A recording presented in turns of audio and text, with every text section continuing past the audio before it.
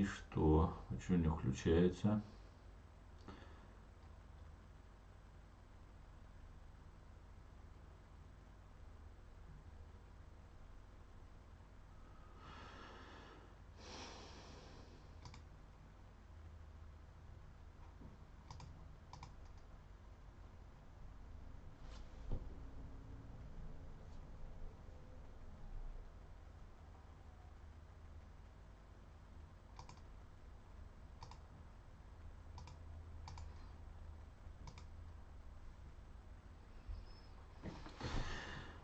Ассаламу алейкум. Витаю вас, друзья. Сегодня 25 сентября 2023 года, 20 часов почти 2 минуты по Берлину, 21 час 2 минуты по городу Джохару. Я вас всех витаю. Ассаламу алейкум. Мавидин, Файтер, Рустам. Алейкум салам. Витаю вас всех, дорогие мои. Так, Роман, всех, друзья, кто заходит, я вас всех приветствую. Сегодня у нас понедельник, 25 сентября. Стрим у нас идет на канале в YouTube Reality и на канале TikTok Аслан Арцуев. С вами я, Аслан Арцуев. Так, друзья, перед тем, как мы соберемся, вы соберетесь, я расскажу сводку с фронта. Ориентировочные потери оккупантов в Украине за прошедшие сутки на 25 сентября составили 420 оккупантов уничтоженных, 5 танков, 13 боевых бронированных машин, 27 артиллерийских систем, 2 РСЗО, 2 антиаэркрафт, 7 БПЛА, 12 автомобильной техники и цистерн и 4 спецтехники. С чем я вас всех поздравляю. Слава Украине. Слава Збройным силам Украины. Итак, да. Итак.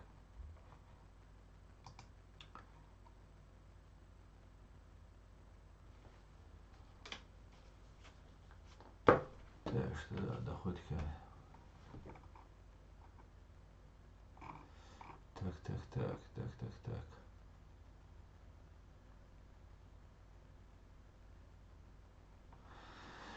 Друзья, ставьте лайки, пишите комментарии и распространяйте ссылку на наш стрим. Алейкум салам, Устан Машовой.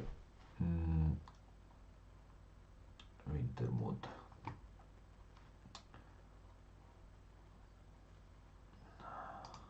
Так, салам маршал, Леопард Машовой. Витаю, дорогой. Так.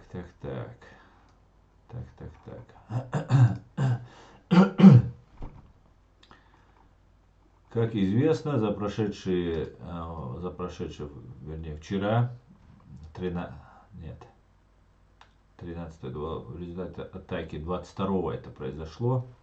При атаке на штаб Черноморского флота в Севастополе погиб командующий Черноморским флотом, заявили в командовании сил специальной операции ВСУ. По данным сил специальных операций, в результате атаки 22 сентября на штаб Черноморского флота фашистской Российской Федерации в Севастополе погибло 34 офицера. Среди них командующий Черноморским флотом адмирал Виктор Соколов. Еще 105 военных были ранены. Минобороны России в день удара заявила, что во время атаки ВСУ по Севастополю пропал без вести один военный, а здание штаба получило повреждения. В силах специальных операций утверждают, что здание не подлежит восстановлению. Кроме того, командование сил специальных операций обновило данные по потерям фашистской РФ в результате атаки на большой десантный корабль «Минск» 13 сентября. По данным ССО, на корабле погибло 62 человека. Учитывая, что Минск на следующий день должен был выйти на боевое дежурство, личный состав присутствовал на корабле, отметили в ведомстве. В условиях войны мы не можем оперативно по независимым источникам проверить информацию, распространяемую воюющими сторонами. Вот вам и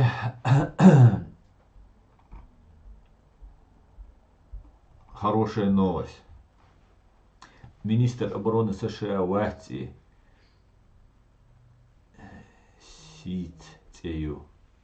Министр обороны Латвии. Король мира, просто скромно, называй меня король мира, Дон. Так, самый опасный враг не колонизатор и оккупант, а твой соотечественник, прикормленный оккупантом. Махатма Ганди. Друзья, это очень-очень хорошо сказано. Очень-очень.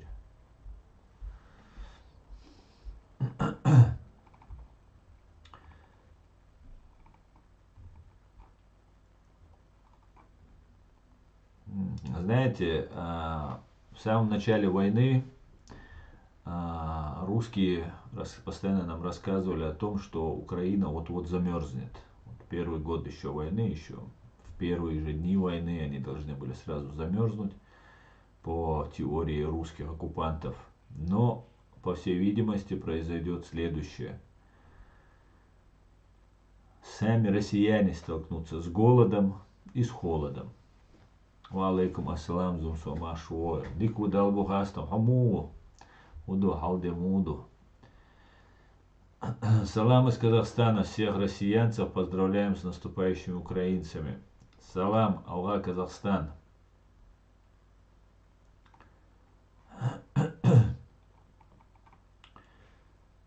Так.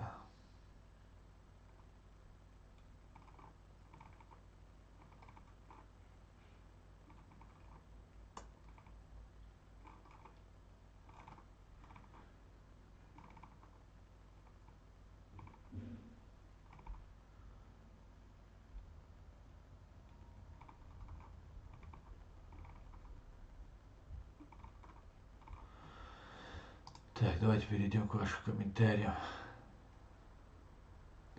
Калиспера. Казахстан и Ичкерия братья по жизни. Да, Алмула, дай бог. 100%. Ичкерия союзник НАТО. Привет из Беларуси. Спасибо. Витаю. Витаю. Живе Беларусь. Бавовнятка. Он отправился на концерт Кобзона, от Сокола отлетели пух и перья, как говорил Джохар Дудаев. Соколов капут, Ганди был умнейший человек, да?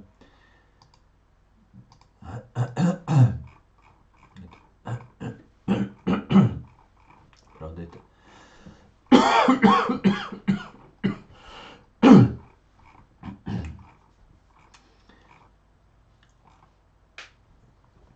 Так. Аллаху дик юатилвай. Аллаху дик юатилвай. Амин, амин, амин, зумсва. Так, друзья, я прошу вас распространять ссылку на наш сайт. Все как обычно. Это очень важно.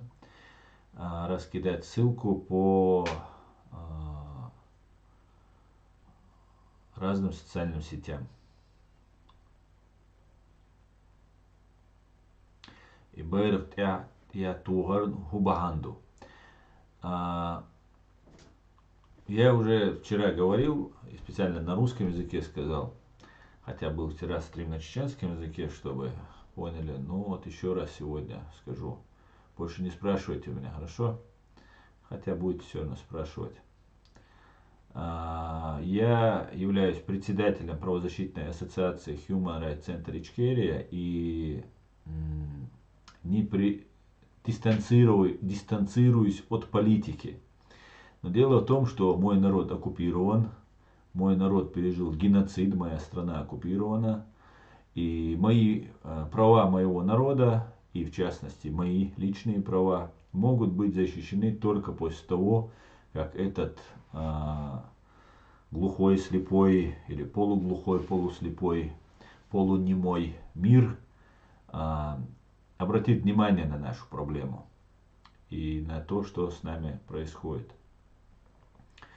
И у меня есть друг, который живет в Америке. Очень хороший, очень умный парень. Он мне прислал этот флаг. Он у меня висел вот на этой стене, я его убрал. Раньше он у меня сзади висел, я его убрал сюда. И несмотря на то, это никак не связано с политикой, то, что у меня сзади висит этот американский флаг, но так как ему грех висеть просто так этому флагу, я считаю, что он очень красиво дополняет мой фон, и мне нравится этот флаг. Только лишь из-за этого там висит.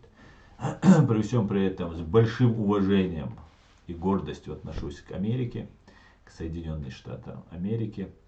Поэтому этот флаг будет висеть там. И есть еще один маленький нюанс. У русистов и других фашистов очень им не нравится, когда этот флаг они видят.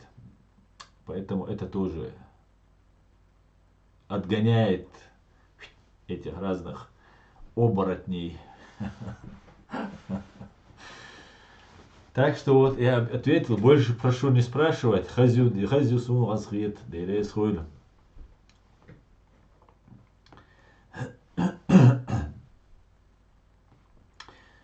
Так, это правда, что Кадыров сдох сегодня?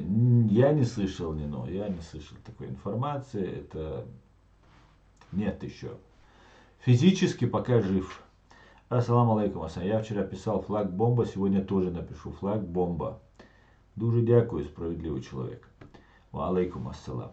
В начале войны 26 февраля 22 года они потеряли в тело у себя командующую 29-й армией России. Да, Рустам? Ну, я помню, какие-то такие у них были потери. Ну, всю войну у них потери. Слава ЗСУ, что еще можно сказать? Слава ЗСУ. Слава ЗСУ. Они тут собираются, разрабатывают планы, сидят на украинской земле, которую гостеприимно им украинцы позволяли занимать на протяжении этих последних 30 лет. И вот опять собрались, видимо, и прилетела какая-то ракета. Очень хорошая ракета. Мощная бомба прилетела. Но на войне так бывает.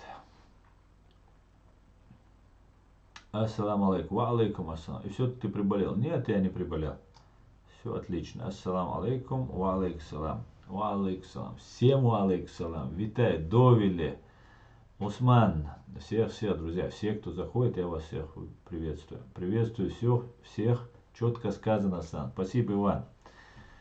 Дорогой, приветствую тебя. Ва алейкум ассалам, Хамзат. Машуоль. Саха, ва алейкум салам. Всех, друзья. Всех. Приезжайте к нам в Литву. Латвию. Обязательно приеду. Обязательно. Знаю, как внимание иностранцев поможет Ичкерии. Мне кажется, все знают, только всем плевать.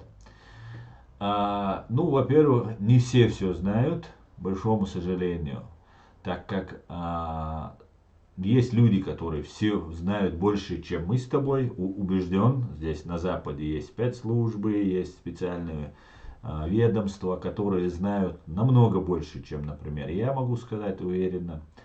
Но я знаю, что многие не знают. И только лишь из-за того, что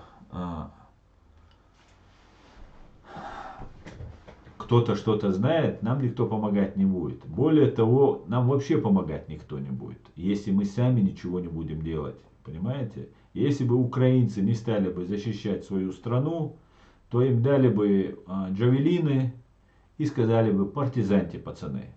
Хотите партизанить, хотите воевать, воюйте, пожалуйста. Вот мы вам будем помогать. И была бы такая партизанская война. Ну, украинцы встали во весь рост, весь потенциал украинский проявил себя, и вот теперь им помогают. Можно обижаться на то, что нам Запад не помогает. Можно обижаться на то, что нас оставили один на один. Я лично высказываю неоднократно, хлестко, иногда обидно вещи и Западу в том числе, в том, что и украинцам, и грузинам, хотя всех люблю и уважаю, но я высказываю это мнение, так как правда есть правда. Но если ничего не делать, никто за нас ничего делать не будет. Поэтому я считаю, что нам поможет Америка. Почему-то я в это верю.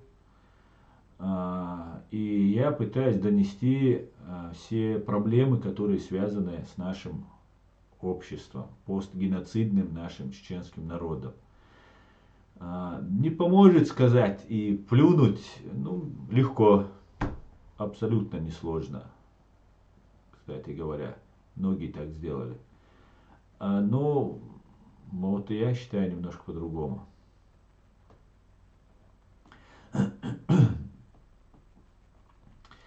Так, Вюсти Крыль Аслан. Кенда Далвызель.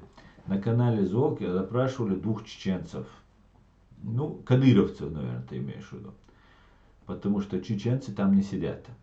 Это те же иезуиты из Ватикана. Петрович, ассаламу алейкум, вараматуллахи баракату, машвой, ва алейкум салам, сенсация, машвой. Так, а вам не кажется, что какие-то массовые митинги Ичкерии и все такое привлечет больше внимания? Дело в том, что, дорогой мой череп, у тебя стоит ник. Дело в том, что митинги в Ичкерии провести невозможно. Понимаешь? Людей убивают, людей сажают, людей пытают, людей оскорбляют. 1937 год, когда был в прошлом веке, во время Сталина, никому в голову не приходило уходить на митинг. Именно поэтому вот эти вещи, которые ты заявляешь, они, ну, по крайней мере, очень наивные. Настоящий американец, говорит. Ну, не настоящий, конечно, американец, но я тебе скажу, союзник. Верно и надежно ли он? Так.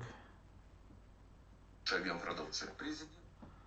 Сейчас, одну секунду, чтобы не тянуться туда, я буду подглядывать за вашим комментарием отсюда.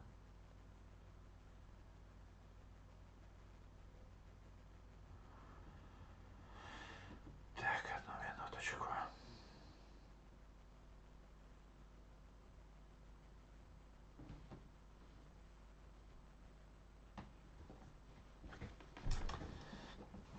Народ Украины воюет против русских фашистов, в отличие от украинских коррупционеров. Совершенно верно, абсолютно, Леопард. Знаете, даже мне стыдно за то, что вот эта коррупция происходит в Украине. Просто как будто, я не знаю, дикари какие-то. Во время войны творить такое. Ни Бога не боятся, ни людей не боятся, ни совести, ни чести, ничего у этих людей нет. Тут люди гибнут каждый день. Каждый день разрушают города, гибнут женщины, дети, а эти люди воруют. Просто позор. Я очень надеюсь, что в Украине эти люди получат пожизненно. Ассаламу алейкум. Ва алейкум ассалам. Шамсуддин, Машвой. Митинги работают в цивильных странах. РФ делает вид, что она цивильная. На деле похлеще, чем Северная Корея. Совершенно верно. А в Чечне еще хуже. Во временно оккупированной Чеченской Республики Ичкерия еще хуже. Всем здравствуйте. Здравствуйте. Приходите свободными. Так. Украинских коррупционеров туда завезли, наверное, еще в 2014 году. Мне кажется, это КГБ УССР, которое там родилось, выросло и пустило корни уже много поколений.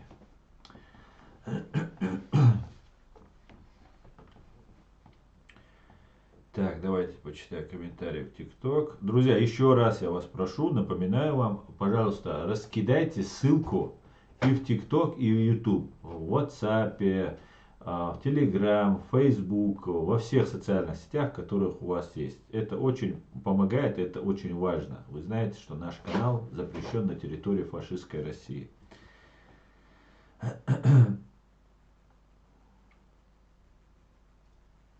Это правда, что так? Это я уже читал. Приезжайте к нам в Латвию. Обязательно приеду. Это уже было.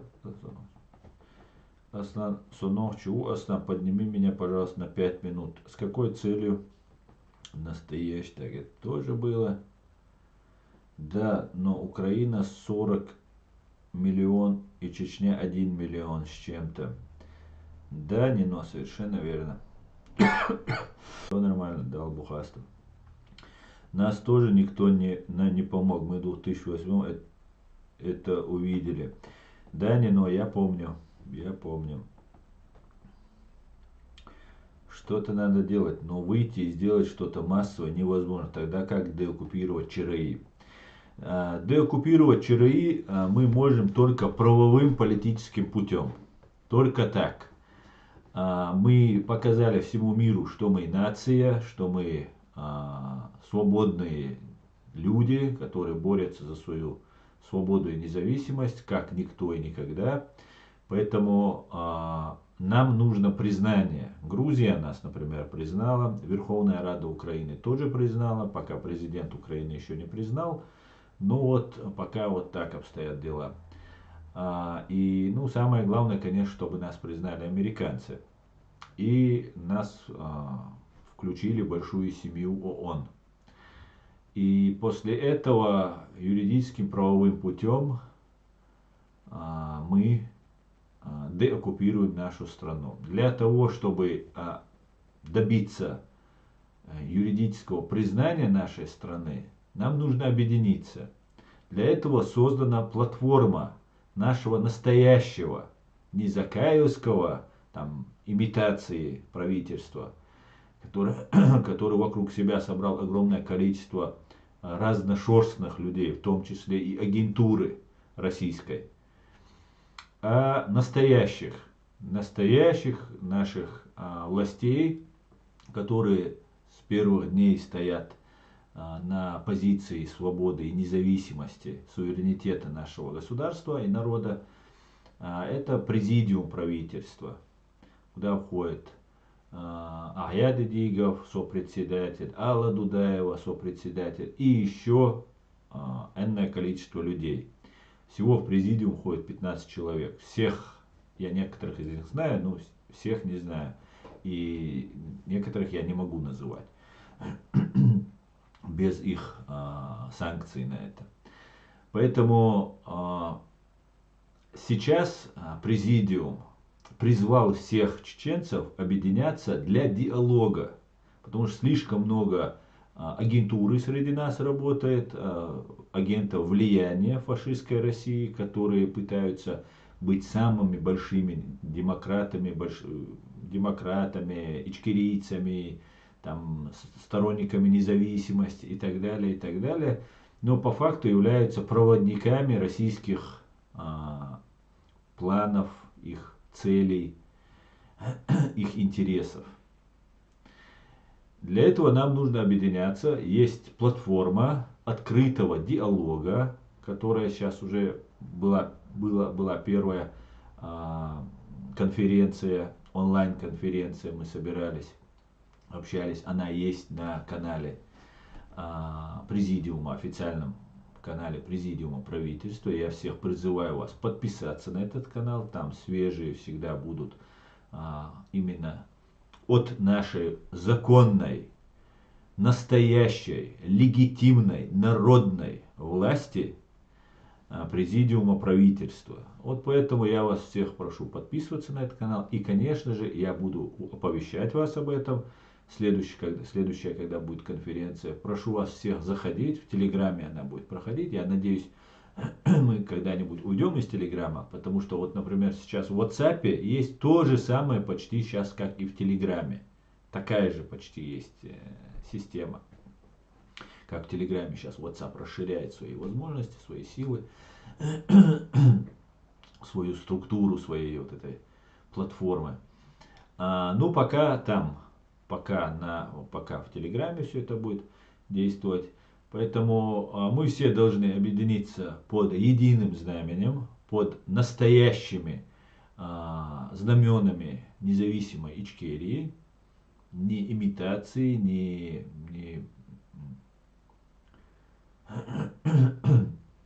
Ну, под настоящими, короче, будем объединяться.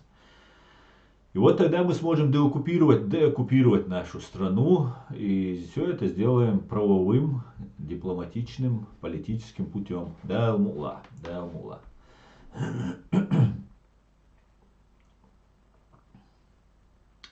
Надо что делать, что так.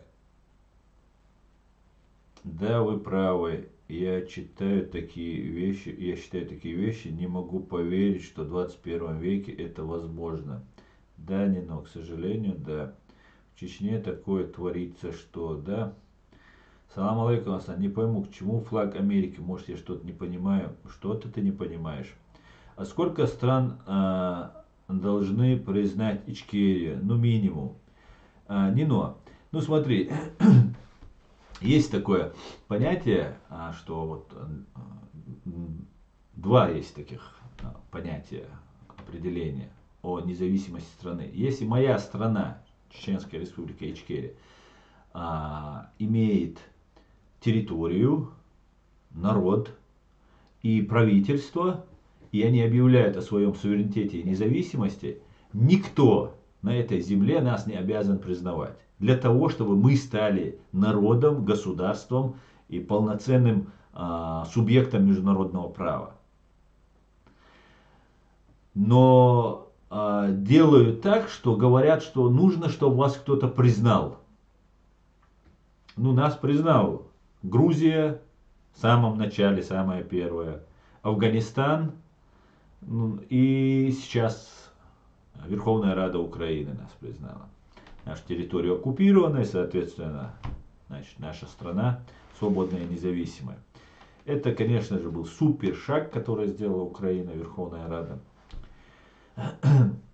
Супер просто шаг был. Молодцы. Поэтому нет необходимости вообще, чтобы кто-то вас признавал. По логике, да, право и вообще наша жизнь, она должна основываться на логике, на обычной, на здравом смысле. Если вы независимы и суверенны, то ждать, пока признает вас там какая-нибудь страна, то автоматически вы не независимы и не суверенны. Поэтому это такие противоречия, которые используют юристы для того, чтобы манипулировать мнением. Как, например, право на самоопределение есть в уставе ООН, и есть территориальная целостность государства. И вот это тоже манипуляция идет. Хотя абсолютно это два разных принципа. Право на суверенитет, да, независимость, есть у каждого народа. Если у него есть своя территория и свое правительство. Ну, цивилизованная, нормальная нация, если народ существует, все, они могут стать независимыми. Но происходит подмена понятий, и нам рассказывают, что для того, чтобы там, мы, например, если брать наш случай конкретно, хотим стать независимым, мы должны спросить, например, у фашистской России, потому что она якобы считает, что мы часть этой фашистской России.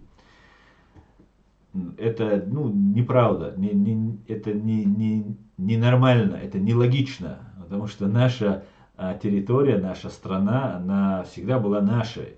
И только из-за того, что русский бич пришел туда и сдох, пролив свою кровь, они считают, что наши отцы там проливали кровь.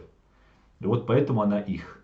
Вот это логика россиян, у русских такая логика. Вообще, как обычно, извращенная логика, но вот она у них такая, что вот мы проливали кровь. Поэтому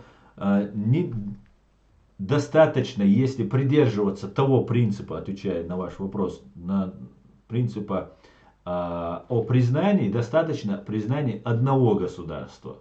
Это была Грузия, которая заседает в Организации Объединенных Наций. Поэтому этого было достаточно. Но даже если бы она не признала нас, мы и так есть суверенное независимое государство. И никто не сможет у нас отобрать это право. И никто не сможет нас считать по-другому. Потому что это не соответствует ни международному праву, ни человеческой логике, ни нашему стремлению, желанию и той цене, которую мы заплатили за последние 4 века. И поэтому вот как-то так. Ну да ладно.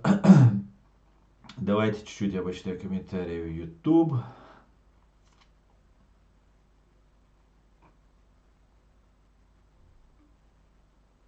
Малейк салам всех, друзья, всех, кто пришел, я вас приветствую. Я знаю, как точно называется правительственный канал. Правительственный канал, который у нас сейчас была конференция, вот последняя, она была сделана не на правительственном канале. Был сделан клон правительственного канала, и там было сделано. Я надеюсь, будет на правительственном канале. И я вам обязательно после стрима я скину в раздел сообщества телеграм-канал информационно-аналитического центра Президиума правительства Чеченской Республики Ичкерия. Информационно-аналитический центр ИАЦ, он называется, он сокращенно. ИАЦ, Президиум правительства Чеченской Республики Ичкерия. Вот так он называется. Это настоящий, вот, официальный сайт нашего президиума. Где мы проводили, это был клон, это был временно сделанный по какой-то причине канал. И я надеюсь, в следующий раз мы проведем на канале президиума, на официальном канале президиума.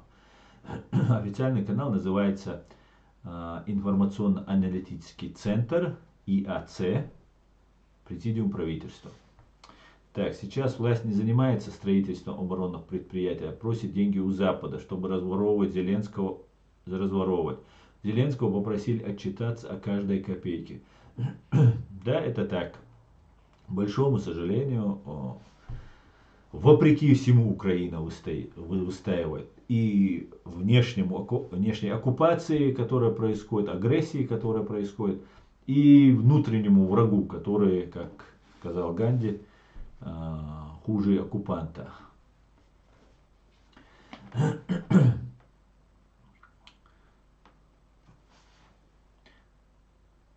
Твоя мечта сбудется, да, Аллах. Народ Украины победит, ЗСУ сила, да.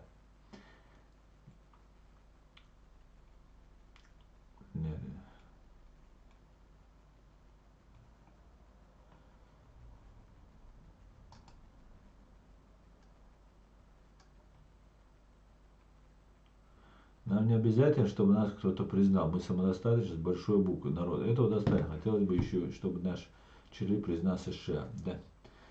Совершенно верно. А зачем нам, кавказцам, между собой воевать? Таким образом мы можем вернуться в каменный век. Лучше открыть границы между нашими республиками. Совершенно верно. Между нами, Самур, свободными, не связанными с фашистской Россией людьми, связанные с фашистской Россией, не связаны с фашистской Россией, не нужны никакие границы. Если там будет нормальное правительство, наше независимое, свободное правительство наших кавказских народов, нам не нужны никакие границы. Мы единый Кавказский дом.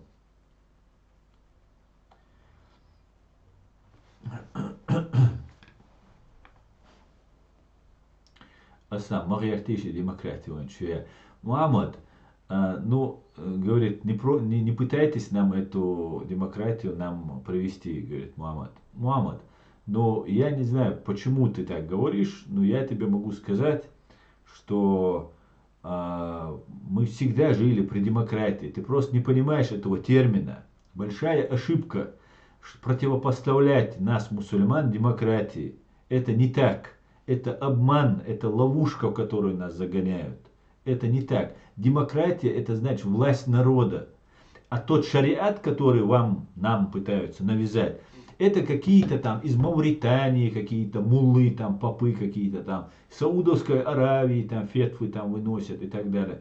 И нас пытаются обмануть. Мы, чеченцы, самодостаточный народ, понимаете, нация, уже сформировавшаяся нация, среди которых живут много других национальностей.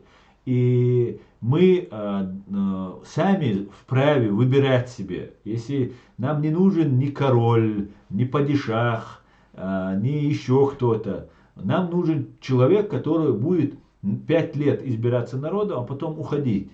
И большая ошибка, что мы вот ошибочно, неправильно используем термины и из-за этого противопоставляемся друг другу. Понимаешь?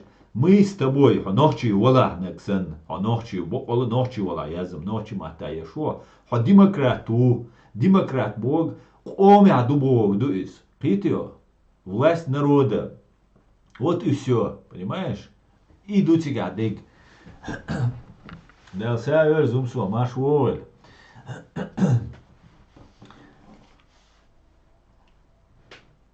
Поэтому мы строили государство, мы построили государство демократическое. Мы иногда ошибочно называем его светским. Наше государство не стоит называть светским. Наше государство является демократическим, правовым государством. Понимаете? Светскость, ну, это к нам не подходит немножко. А так мы абсолютно, у нас все нормально даем. И с исламом у нас никаких проблем, и с другими религиями у нас никаких проблем не было и не будет. Как-то так, друзья. Асан, почему меня вчера заблокировал временно? Я тебя заблокировал, Генрих. Я бы тебя вообще навсегда заблокировал. Я не помню почему. Я тебя не блокировал, тем более временно. Так.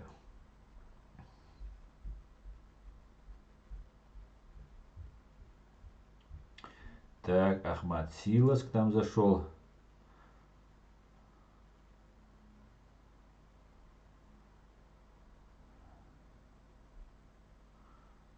Мы тоже заплатили дорого за независимость. Да, я знаю, Нино, совершенно верно. И причем у вас сейчас продолжается оккупация. Ползучая оккупация Грузии продолжается. Если бы нам хватило бы мудрости Джахара Дудаева и Звяда Гамсахурдия, мы бы давно объединились бы и давно вместе били бы врага. Ну, сейчас в Украине, в принципе, это и происходит.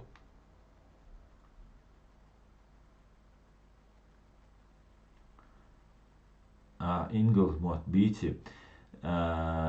Бийте с духаню, бить амеша мусоинтио, дагюра чукдат. Анайна амам бинираси. Джим бьютскас английский мот. Но избеж бобал саки амца والله саки وقتاهم ده саки ويا تعاهم ايش مزايا كوارت уже дало шума мацо. Просто уже.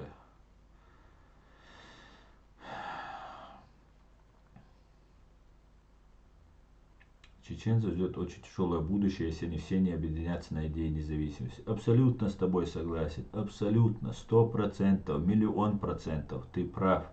Если мы сейчас не объединимся, если мы если мы не станем как единый кулак вместе, нам готовят целый ад. Ад русские готовят. Они готовят так, чтобы нас больше вообще не стало. Они хотят нас снова начать уничтожать. Причем после следующего геноцида, который они нам планируют подготовить, мы уже, наверное, даже не сможем оклематься. Понимаете? Поэтому, конечно, нам нужно. Алейкум салам зумсо. Почему Лаган на фоне все? Разве Ельцин не говорил то, что президент Америки его поддерживает? Так, ладно. Кеп мечаю. Дик хитарис. Кепки дия улк зумса.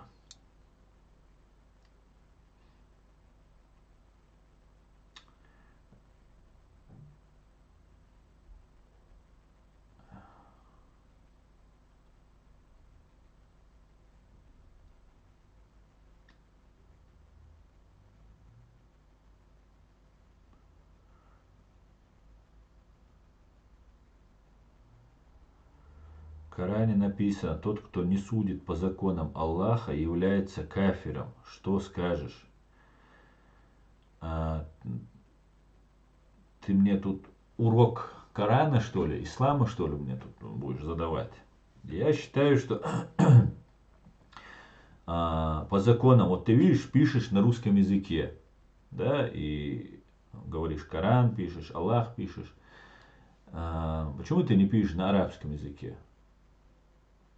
Например, если мы не судим по законам Аллаха, Господа нашего, Всевышнего, то тот человек кафир, то есть неверующий. Ты вот эти термины должен развернуть, а то ты используешь, например, слово Аллах, это Бог, если ты по-русски пишешь. Кафир это неверующий, да, или я не знаю точно, как это переводится.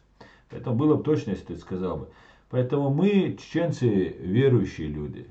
И мы судим по Божьим законам. И я тебе скажу больше. Международное право основывается на заповедях Божьих, которые появились задолго до появления международного права. Поэтому вы занимаетесь подменой понятий таких людей, как Магомед. Вы обманываете, понимаете, и сами обманываетесь. Поэтому давайте вы мне сейчас не будете здесь за религию говорить, давайте поговорим про КГБ и ФСБ. Давайте, мне нравится с вами говорить про КГБ и ФСБ. Давайте расскажем, как они взрывали дома в 1999 году, убивая русских, чтобы обвинить в этом чеченцев.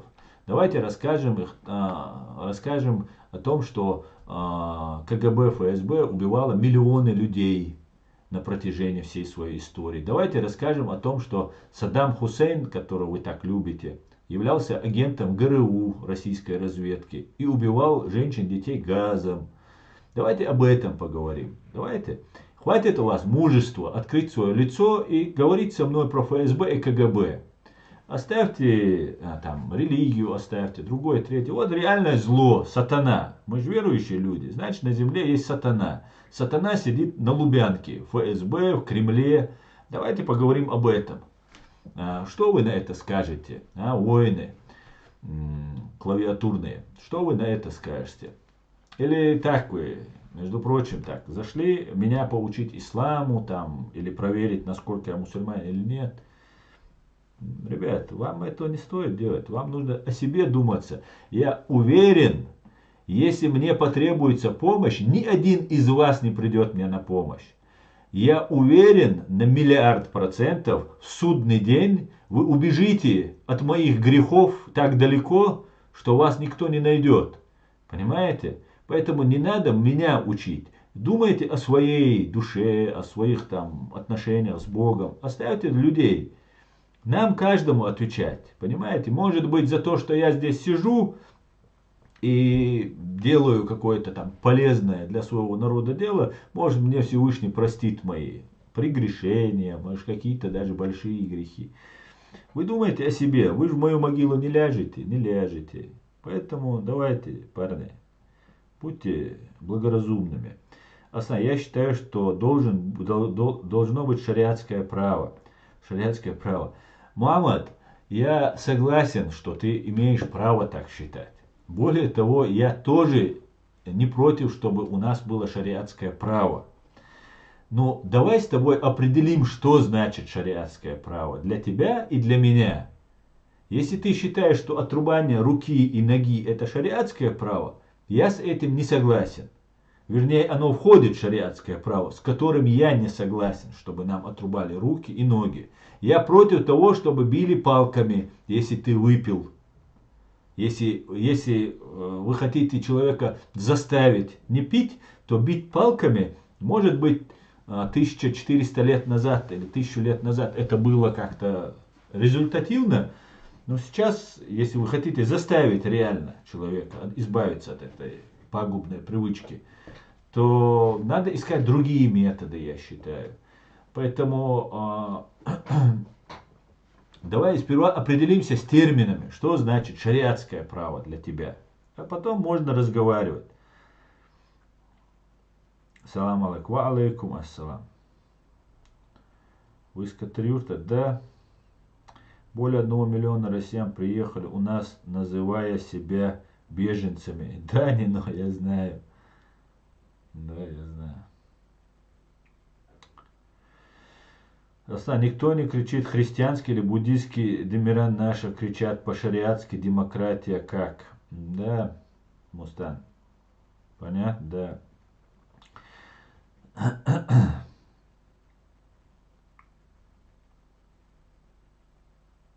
И мы даже не знаем, сколько из них агенты Путина. Да, Нино, совершенно верно. У вас много приезжих было. Ассаламу алейкум, Асан.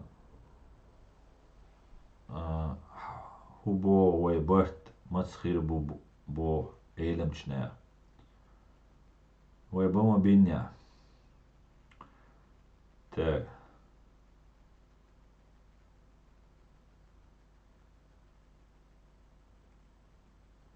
Также делает это и Европа, говоря, что это совершает Дейш от Агархо Эйс Амилш Цадеш.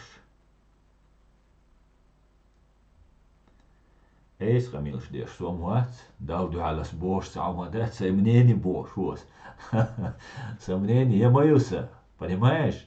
В отличие от тебя, сомнений Эл Уахин Ашусо, видите? Сундела Эйс Амилш Деш век Хоу, видите? Под ником, да, лечен, садючаш. Со открыто сайқоман годешу.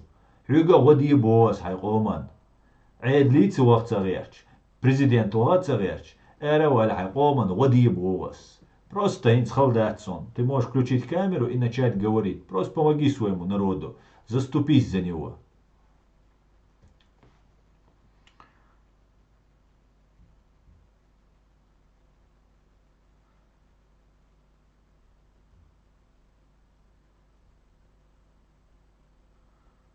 Так, все пройдет, и даже мы, причем тут ага, так.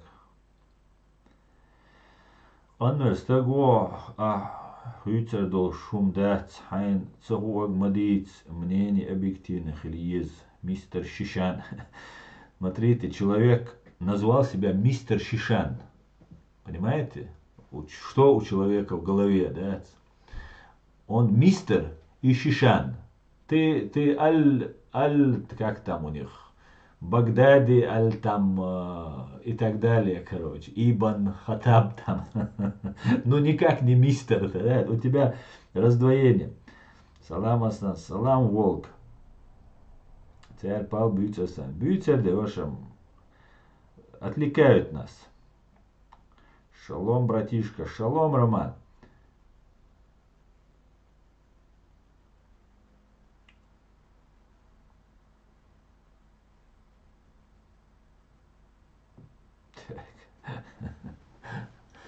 Ну ладно, да, оставим вас. Ну, это каждый раз заходите сюда и отвлекаете меня от темы. Давайте по ФСБ, про ГРУ поговорим. Давайте. Вот смотри, Магомед, мистер Шишан, кто у вас там еще? Давайте расскажите мне, давайте, я вас поднимаю, заходите. Поговорим про ФСБ и про ГРУ. Расскажем, как они нас убивали, как они нас пытали, поименно, пофамильно. Давайте будем называть этих людей. Давайте, мужчины, проявите свое мужество, свое достоинство. Давайте, заходите. Давай, кандид, кандид. Заходи, давай, покажи его. Эйс муац. Заходите. Ну давайте, сделайте запрос, я вас сейчас принимаю. У вас есть уникальная возможность сейчас высказаться про ФСБ, про террориста Патрушева, про террориста Путина. Давайте, а то вы там религию что-то обсуждаете. Вы же верующие люди, значит вы умереть не боитесь.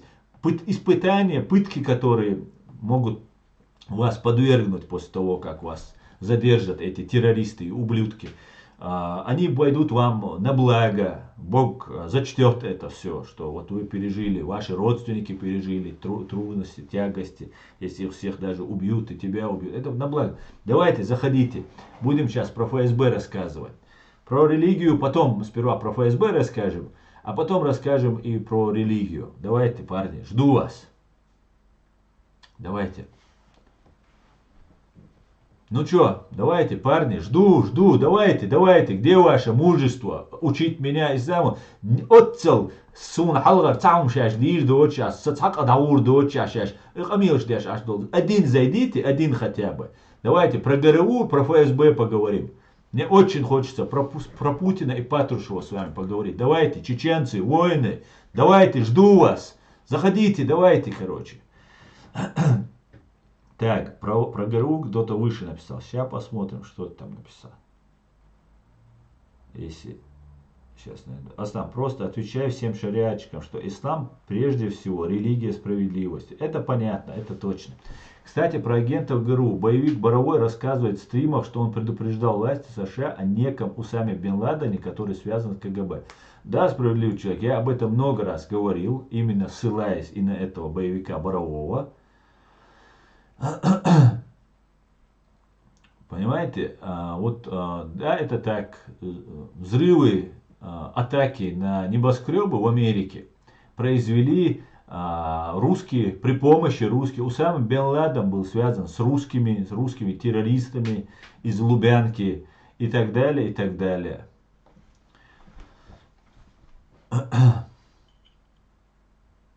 Флаг Таушон. Хам Хасан Баркалдерей свой. Аслан, ты что хочешь этим показать?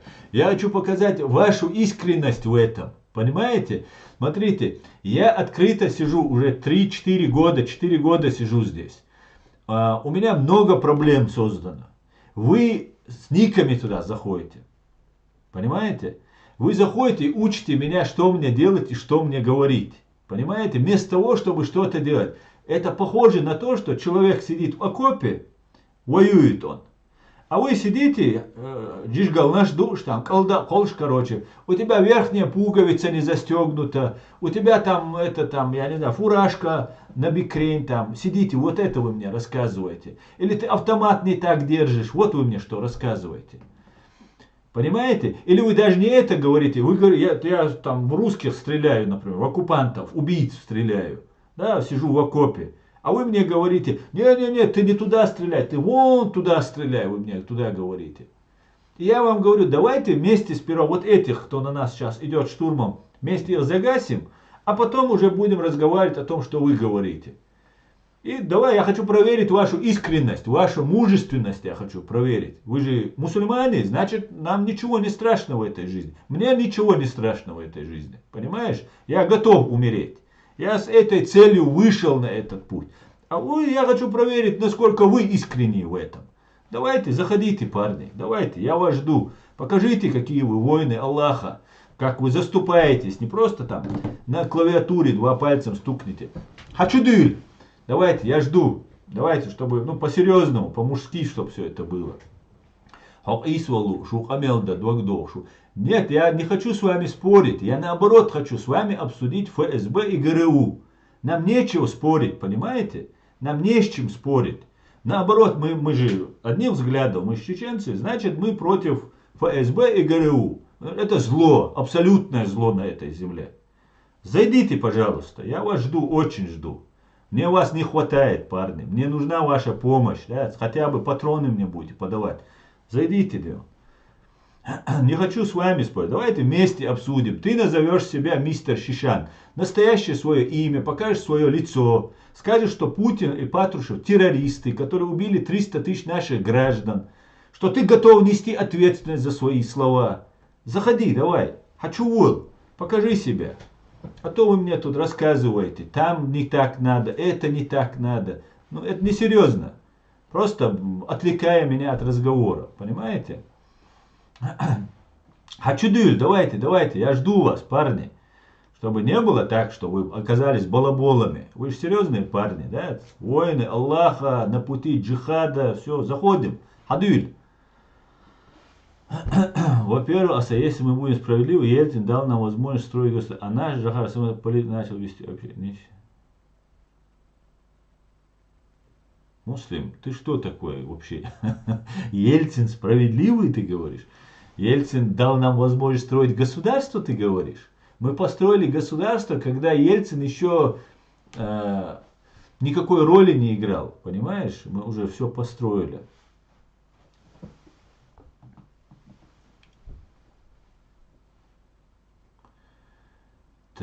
Их было больше 300 тысяч. Да, совершенно верно, Нино. Нас убито 300 тысяч. ЦРУ нас не убивали по сравнению с ГРУ и ФСБ. Абсолютно верно, Ичкерия, навсегда.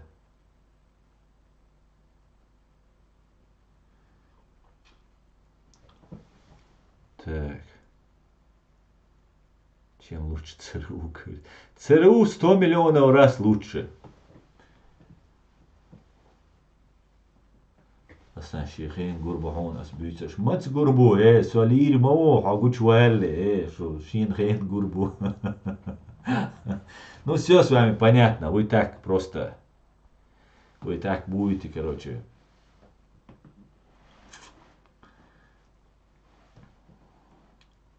Ельцин, что под столом бегал, еще под столом бегал, да, Роман, совершенно верно. Ну да ладно, короче, все, закончились эти войны. Будем дальше вести наш стрим. Отвлекают меня вот этими всеми вещами.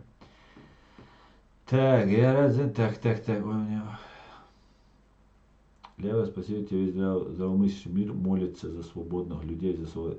Исаак, витаю тебя, дорогой.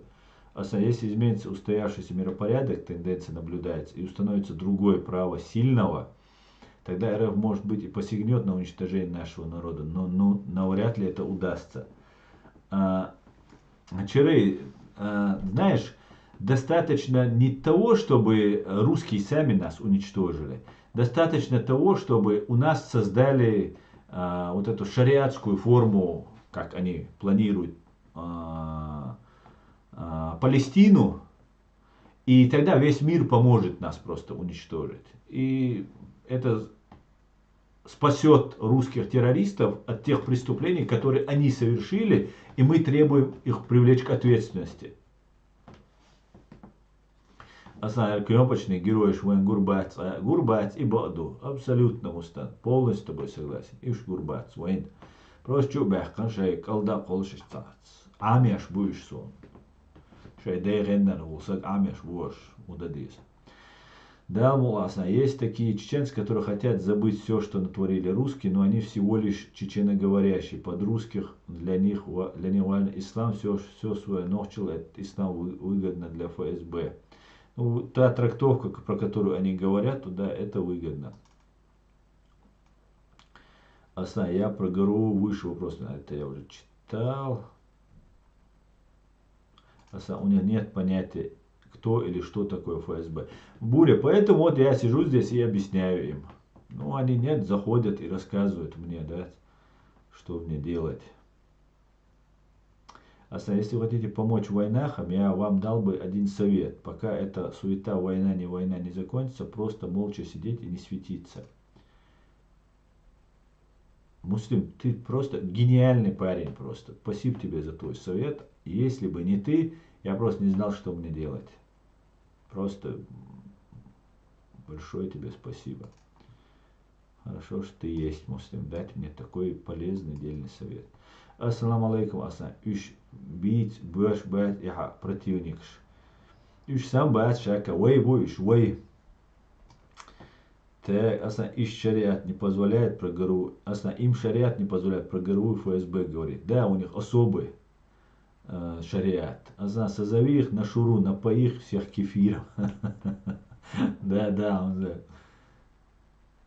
Да, ряженьку попить. Когда ряженька приходит в чат, стрим интереснее становится.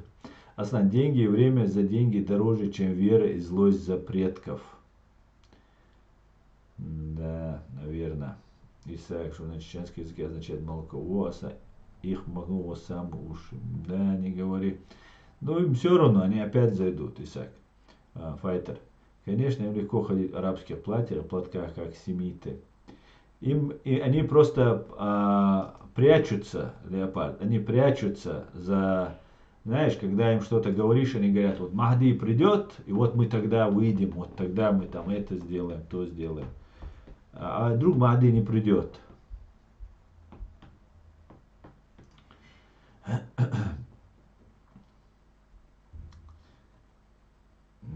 Еще страна и так летит тартарары, а великие русские многоходовочники устраивают конфликт с местными мусульманами. Опять, наверное, будет что-то типа Манежки. Наверное, готовится. Да, сейчас вот эту религиозную тему они поднимают, очень поднимают. Сейчас Путин, который собирался воевать с их Аллахом, с нашим Аллахом, теперь уже стал таким защитником мусульман, Коран держит в руках. А мы все без памяти, да, мы все забыли, конечно, что такое Путин, что это за животное, что это за зверь бешеный, который сам своих же русских взрывал. Просто и все будет он нам рассказывать.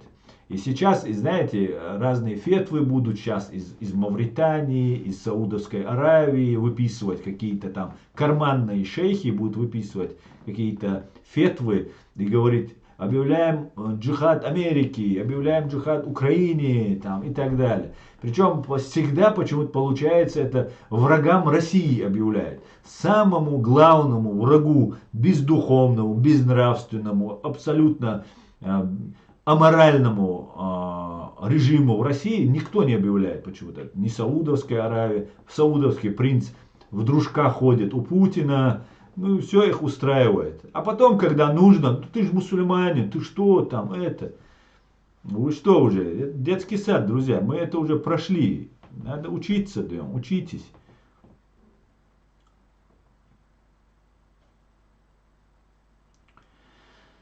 Асна, вы не мусульманин? Я думал, все чеченцы мусульмане. Конечно, я мусульманин. Конечно, я мусульманин. Что-то противоречивое я сказал исламу, то, что я говорю. Я абсолютно так не считаю. Я мусульманин. Именно потому, что я мусульманин, у меня, например, на моем YouTube-канале строки из Корана написано. Явилась истина и сгинула ложь. Воистину ложь обречена на погибель. Именно поверив в строки из Корана, я вышел и хочу доказать, что это правда. И уже доказываю, что это правда. Я разоблачил много лжи, которая здесь просто тоннами была навалена. И еще и много осталось, и еще буду разоблачать. Потому что явилась истина. Я мусульманин. А значит, чеченцы под никами шишане являются нацистами. Истинный мусульманин не может выделить свою нацию. Генрих, ну, не знаю, насколько они там нацисты, ну, так принято говорить у них, откуда-то, с какой земли, там, туда-сюда.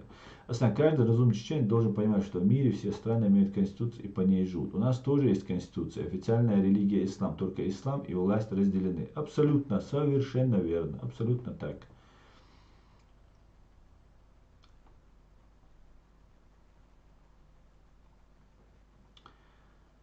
Даудов запретил учебники, боюсь, это...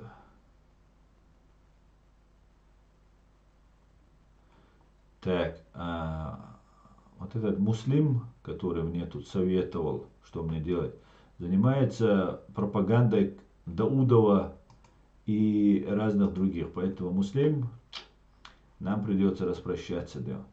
Ассаламу алейкум, Аллаху баутулю, ва алейкум ассалам. Амин. Ваши провокаторы заходят, отвлекают вас. Да, именно так, сенсация. Во всех телеграм-каналах сейчас активно просят видео избиения сыном Кадыра, того русского, который поджег Коран. Это видео никакую пользу не несет ни самому Кадыру, ни его сыну, ни исламу. Да, но они заступники, там, хранители Корана, сунны, заступники ислама, там, и так далее, и так далее. Они сейчас там джихад ведут против ЛГБТ. Украине. Бред, любой бред можно говорить, и этот бред идет просто за милую душу у них.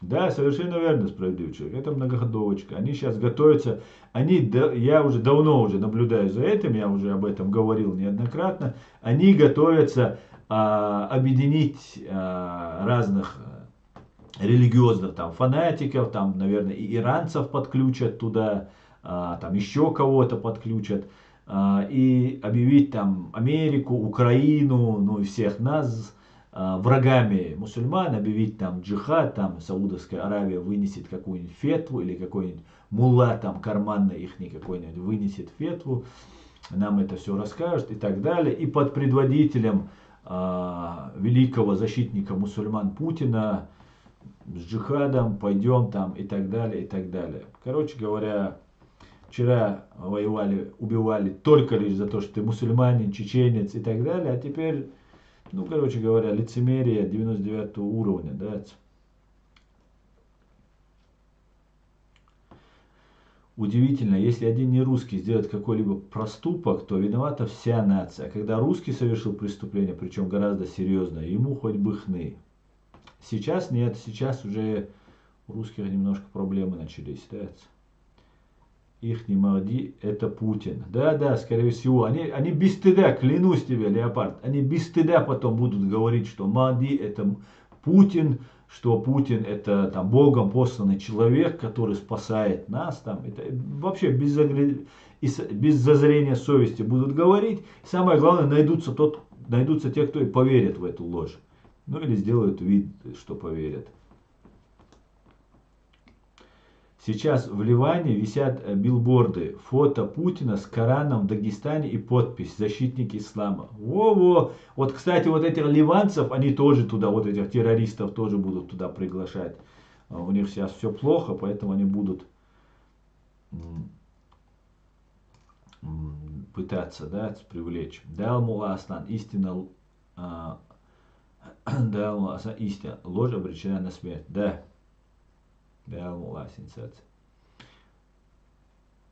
Асан, на кого и на что рассчитан этот цирк с избиением этого журавля и публикацией этого видео? Ну, защитник мусульман, что даже, смотрите, его сын, Журавлев, да, этого парня фамилия, ты про него имеешь в виду? Кадырова сын избил там. Ну, как обычно. У кадыровцев, вообще у кадыровых, наверное, семейная традиция пленных избивать. И вот, ну, делаются такие шаги, что вот он, видите, еще в 15, 16, 17 лет был заступником, не выдержало его сердце, он зашел и этого пленного, этого бедолагу. Я абсолютно убежден, что вот этого русского, который сжег Коран или порвал, это тоже была спецоперация. Это просто жертва, вот этот пацан русский, который это сделал. Я просто, исходя из миллионов случаев до этого, я предполагаю, не вникая в эту во всю эту ситуацию, что этого пацана просто развели. Давай, сейчас ты сожги Коран, порви его, там что-то сделай, и сейчас ты станешь звездой, там туда-сюда. Ну, вот и все. Вот таким образом они вот пытаются стать заступниками ислама и мусульман.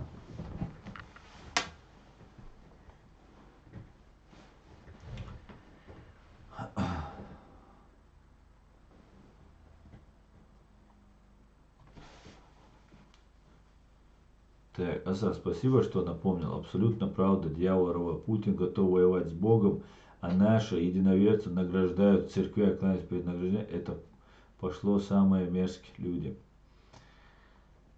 Так, чеченцы никогда не забудут своего врага и своего предателя соседа. Кто бы он ни был, в Коране говорится, да будет истина. Да. Как обычно, из люли делают неуправляемого диктатора, которому все дозволено. Ну, это уже как бы давно они пытаются представлять, что Кадыров какой-то неуправляемый и так далее. Суфии давно уже говорят, что Путин послан им Аллахом. Неправильно, справедливый человек, не суфии. Об этом говорят КГБшные суфии. Понимаешь? Потому что суфии так не говорят. Говорят КГБшники, которые уже давно пытаются нам навязать. Если на Кавказе будут шариатские и маратские республики, то там люди вернутся в каменный век и молократическую диктатуру. То же самое в Иране, только в разы хуже. Я хочу тебе возразить. За пределами Чечни живут 500 000 чеченцев. Пока есть такие, как мы, положившие на алтарь свободной нашей жизни, мы не дадим уничтожить наш народ. Да, Алмула, Чирей, да, Алмула.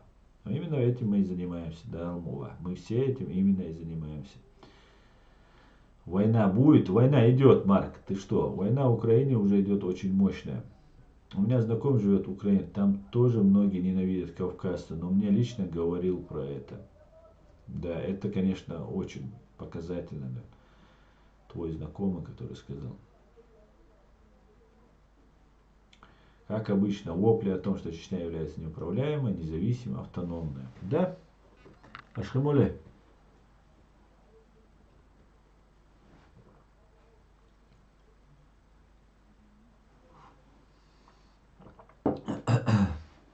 Дорогу осветлить. Да, совершенно верно. Да, и будем щелкать их.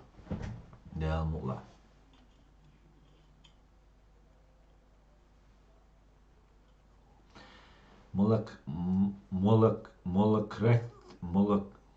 Молократчикаш Афган выяснили, там им место больше, задуривать себя мы не дадим никому. Да, мула. Джимми. Ирсель Дейрейс Рамзат. Ассаламу алейкум ассалам. Так, друзья, сейчас почитаем, что у нас тут. Я читаю из YouTube. У меня идет стрим в TikTok и в YouTube. Почему вопрос пропускаешь? Потому что...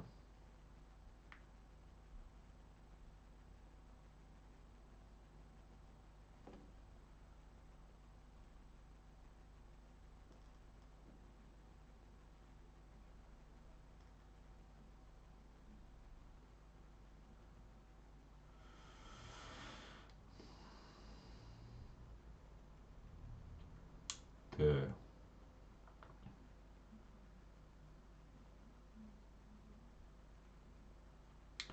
Салам алейкум. Ва алейкум ассалам. Ахмад Силас.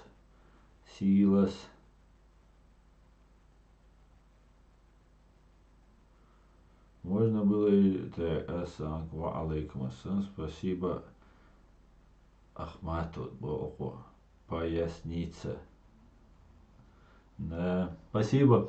Да, ты как русский, да, у тебя российский флаг, ты говоришь спасибо Ахмаду. Он знаешь, что говорил?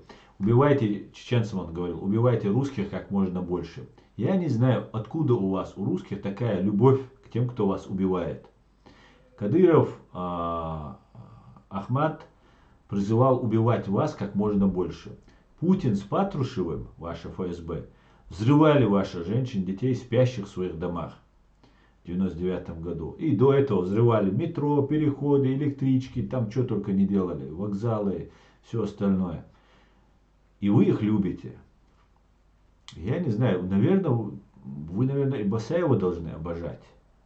Наверное, так, да? Басаев тоже неплохо поспособствовал сокращению вашей популяции. Наверное, вы его тоже, наверное, любите.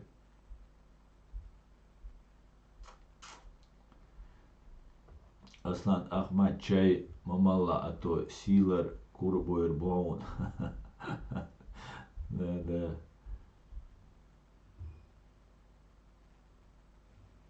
Так. ГБшный многоточие. Так. Юк Аслан. Ишаек цалилошик. Ю садула. Дерюк цаши куёч. Что будет с кадыровцами, когда прекратится финансирование из Москвы силовиков в Чечне? Эль Падре. Я не знаю, что будет, если с ними прекратится финансирование, но после того, как мир признает нашу свободную независимую Чеченскую республику Ичкерия, всех военных преступников мы будем судить. Всех коллаборантов, которые замешаны в тяжких преступлениях, и военных преступников мы будем судить. Люляю на подтанцовке Цайлоузош Лилош своих интересов для очередной демонизации чеченцев. Конечно, Дерюх. Нам надо договариваться с европейской политикой, а то за нас пойдут и сделают это под ГБшные люди. Ну, с европейскими политиками у меня отношения к ним немножко не такие, если честно. Вот с Америкой, да, это единственная страна, которая достойная во всех смыслах этого слова. Чем больше орков уничтожаешь, тем больше нравишься ты им. Да, немножко перефразировав известного писателя Файтера, я с тобой согласен. Вот, видимо, так выходит. Почему они любят Кадырова, Ахмада любят, почему они любят Путина, Патрушева, я не могу. Другого объяснения у меня нет. Чем больше их убиваешь, они Гиркина любят. Представьте, Гиркин, который поджег фитили войны между славянскими, как они называли, народами, который сам не справился, облажался, сбежал оттуда, оттянули, посадили его перед камерой, он начал вести пропаганду. И говорит, давайте в срочном порядке будем сейчас объявлять мобилизацию. Потом частично Путин все-таки объявил, уговорил его. Гиркин умолял, все, объявили мобилизацию. Проходит какое-то время, не справляются, частичная мобилизация. А хотя это названо всего частично. И давай, Гиркин-то, надо всю страну поднимать на рельсы военные, надо вставать там и так далее. И он у них герой, он у них заступник русских. Просто логика просто железная у этих людей. И любят Кадырова. Наверное, надо было не правами заниматься людей мне, а убивать побольше людей, чтобы меня тоже полюбили.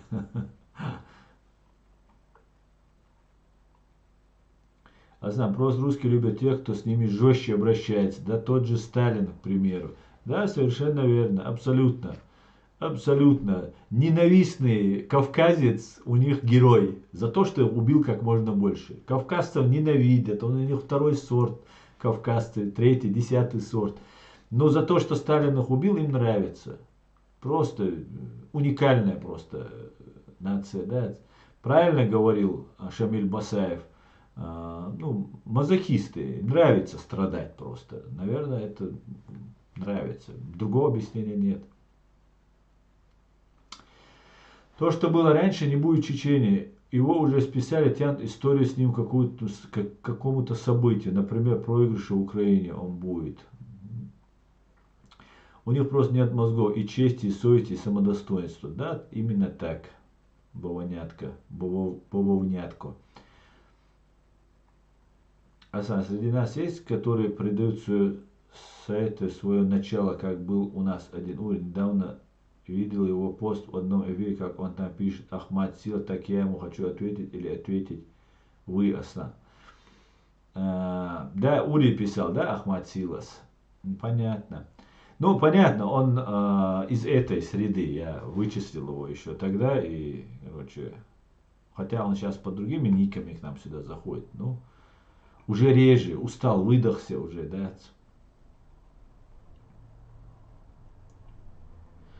В любой стране Европы должны быть свои люди, своя объединенная диаспора, например, как евреев и армян. Абсолютно так, конечно. И она будет, она формируется, именно этим мы и занимаемся. Конечно, все это будет.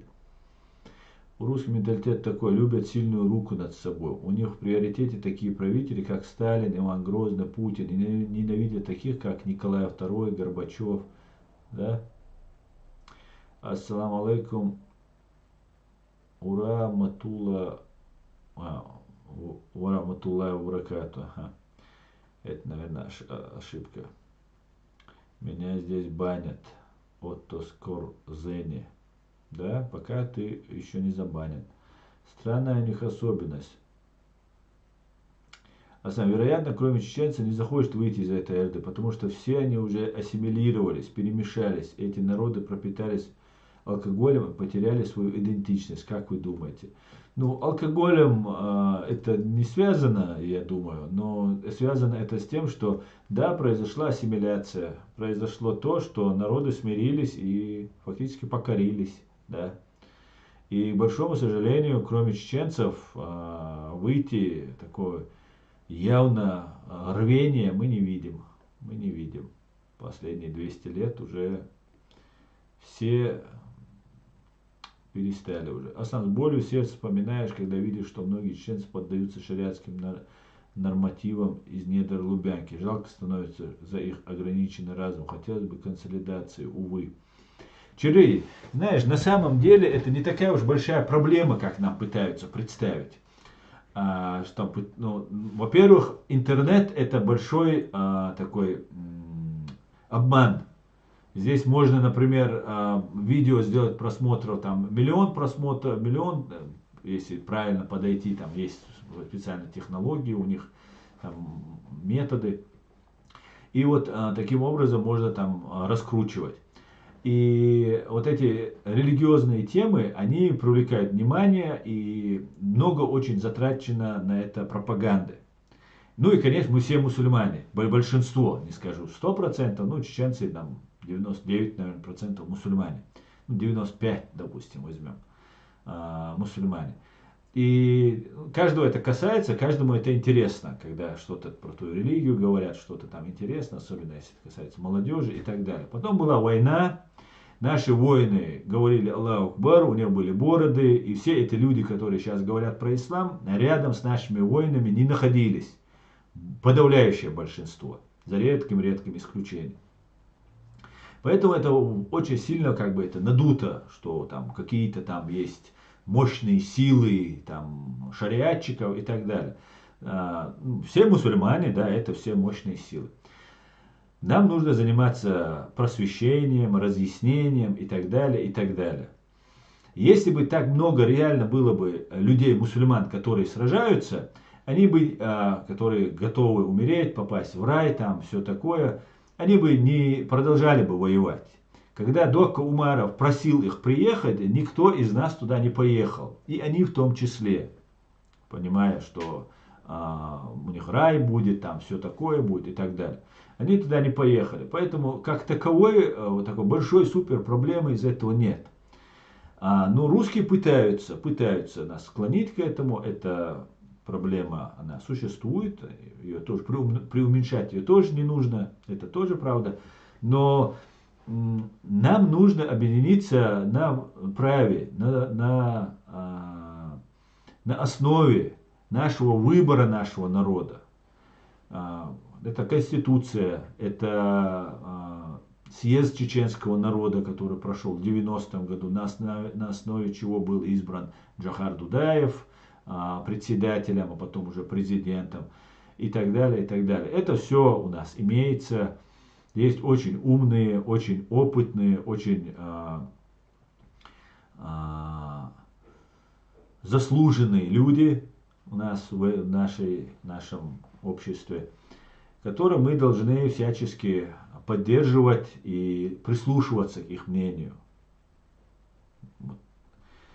И вот та ситуация, которую они нам навязывают, да, она есть, проблема существует, с ней надо разъяснять эту проблему, объяснять людям. Но я уверен, подавляющее большинство чеченцев, если им правильно объяснить, не так, как, они мешают, например, мне, они меня там выводят там из ислама, заводят в ислам, там еще что-то делают и так далее, но говорят на меня разные вещи, там пытаются выставить меня атеистом, там не только это, воинственным атеистом и так далее. И таким образом, то, что я говорю, не до всех доходит, до сердец. Просто человек перестает слушать. Его отводят, его отворачивают от этого, у него становится ему неприятно, что там какой-то враг сидит и тут рассказывает там, и так далее. А это неправда, это все ложь, конечно. Но вот они таким образом работают. Но мы не должны останавливаться на этом, мы должны продолжать и должны разъяснять. А вместо того, чтобы разъяснять, мы начинаем вступать в конфронтацию. Причем встаем в конфронтацию с никами, которых огромное количество троллей сидят за деньги, сидят люди, и сюда мне пишут, и сюда в YouTube иногда пишут, сидят, пишут, которые с погонами или за деньги просто работают на гибню, на ментов, на ГРУ, на ФСБ. Вот с этими людьми мы начинаем ссориться и еще больше усугубляем раскол между нами. А мы должны объединить всех, мы должны им объяснить, что у нас есть государство, трудно это. Некоторые вообще не поддаются объяснению, вообще не понимают просто. Они никакие не агенты, просто они клинические идиоты. Извините меня, конечно, но я вынужден сказать правду. Клинические идиоты просто есть, которые просто не поймут, что бы мы им не объясняли. Это есть такая. Это 1-2%. Остальные, подавляющее большинство людей, абсолютно адекватные, и все прекрасно понимают, если им объяснить. Причем не оскорбляя, не наезжая, там, третье, десятое. Если он независим, если он свободный человек, но если он на крючке, он там выполняет работу, да, ему мы ничего не сможем объяснить. Ну и клиническим мы не сможем ничего объяснить. Поэтому эта проблема, она уже отошла на второй план, отходит уже на второй план. Чеченцы не глупые, несмотря ни на что, мы разберемся, и я думаю, все будет нормально. Все будет нормально. Дал мула, дал мула. И подмена, Бог бол буар, о шайтан бол бука лилешбек, да, это ласша Бог бельчара лилешбек. Это большая такая закон неэффективен там, где нет принуждения. Джигит, я соглашусь с тобой, да, отчасти закон одной совестью ты человека заставить соблюдать, ну, одного заставишь, а другого не заставишь. Это тоже правда, да, я с тобой согласен. Принуждение должно быть, да, это правда. В законе закон должен именно принуждением и заставляют работать некоторые статьи закона.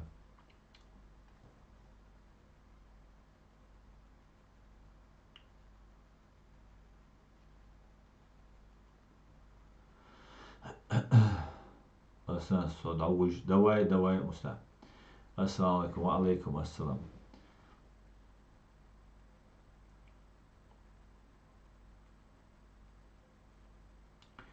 Закон не вел там, где нет принуждения. Асан, как ты думаешь, виноват ли тот, кто вел наше общество впервые побивание палками? Какой-то у тебя с подвохом вопрос, я тебе скажу. Кто вел, ты мне скажи. Давай с этого начнем. Кто это был, что это было, кто это вводил, для чего это вводил. Давай так. Джуиш, шалом, Джуиш. Я лично против. Я тоже против побивания палками. Ну, о ком ты говоришь? Виноват, кто первый ввел. Ввести мог, например, я.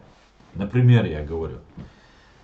Я мог быть обманут. Я мог получить от вышестоящего. У нас государство было, знаешь, вышестоящий какой-то там человек мог мне сказать, да, надо вводить это. Кто-то мог там ввести в заблуждение. Там все что угодно могло быть. Поэтому вопрос очень такой размыт у тебя. Конкретно мне скажи, конкретно. Сам может Ичкерия выйти к Черному морю для аренды или постройки портов для торгового пути? Ичкерия без выхода к Черному морю будет очень сложно развиваться экономически. Это жизненно необходимо. Эль Падре, я не знаю, Ичкерия может, ну когда-то, говорят, наши земли доходили до этого, но сейчас там живут дагестанцы. Например, если про Каспийское море брать. Про Черное море брать, там тоже не наша эта земля, территориально она не в Ичкерию входит. Поэтому эти вещи очень непростые вещи, и если мы будем жить в Кавказском доме, не будет границ, то эта проблема будет проще решена. Поэтому такой вопрос, который у меня сейчас нет на него ответа. Я знаю, что мы должны все решать в соответствии с международным правом, доброй волей и кавказским пониманием вопроса, решения таких вопросов мы должны подходить. Поэтому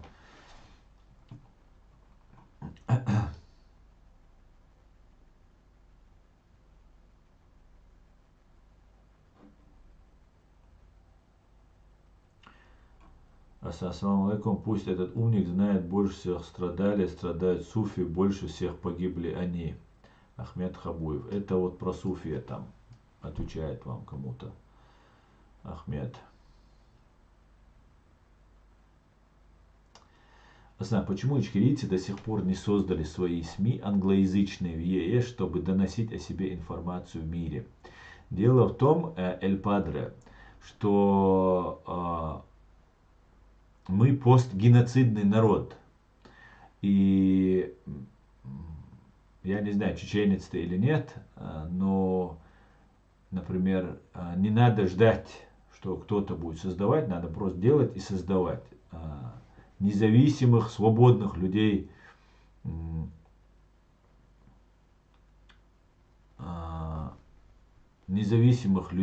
здесь гнобят, выставляют абсолютно в дьявольском виде там, и так далее. Поэтому это очень сложно. Это очень сложно. Этот Ури твою честь, совесть задевает на других эфирах. Как его остановить? Сенсация. Отправь его вслед за русским кораблем. Он оскорбить мою честь и совесть не может никак. Понимаешь? И все. Я знаю его имя, фамилию, фото, все данные у меня его есть. Я знаю, что это за человек. Он из себя ровно все это, вот, кроме троллизма, который здесь делает, ровно все это больше ничего не представляет. Асан, болью в сердце воспринимаешь, когда видишь, что многие человек, так это уже было. Так.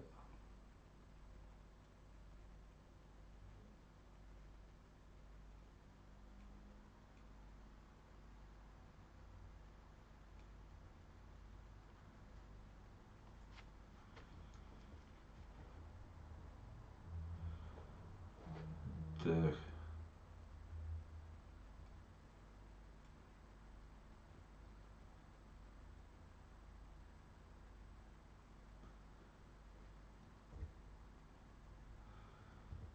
Так. Кремль, мягко, А100. Так. Если будет Горская, там на Кубани, это земли Черки, они могут дать аренду портов, возможно так. Эль Падре, Горской республики не будет. Горская республика это проект России, который нам внедряет Кутаев, российский человек, которого поддерживает такой же Закаев. Никакой Горской республики не будет. Не будет это. Если это будет симулятор, который искусственно навязывается Россией. Это проект России. Вот и все. Никакой Горской республики не существует. Все, она умерла тогда. Есть Кавказский дом, о котором говорил Звят Гамсахурди и Джахар Дудаев. Вот это будет. И никак это не будет связано с фашистской Россией. Это я вам гарантирую. Ассаламу алейкум, свободный. Не сердитесь, что не в теме уже. Опоздал, но стрим посмотрю и буду на уровне. Шамилю алейкум салам. Витаю тебя, дорогой.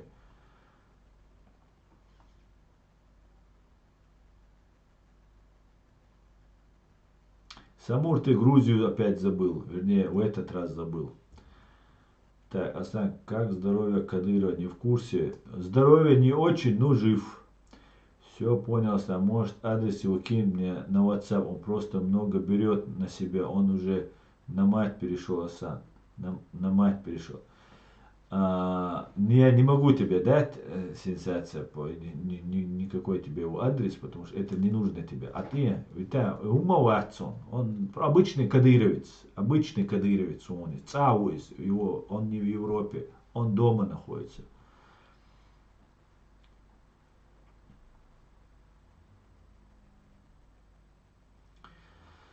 Так, ассаламу алейкум, аривидерчи. Мне в дорогу, Ичкерия, де купирец и будет союзником. Да, мула, не адеквой леопард.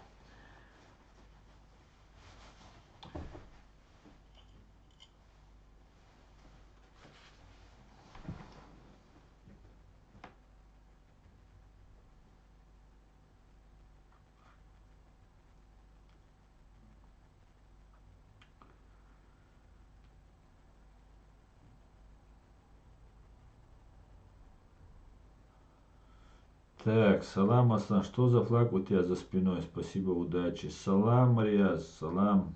Ну, ты догадайся. Асан, надеюсь, ты помнишь, что наш народ впервые начал побивать палками именно и Алрехтеро.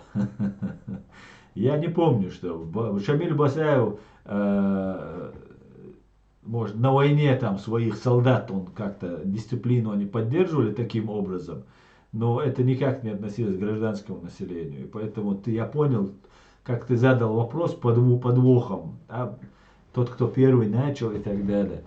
На войне свои законы, в отряде бойцов там свои порядки.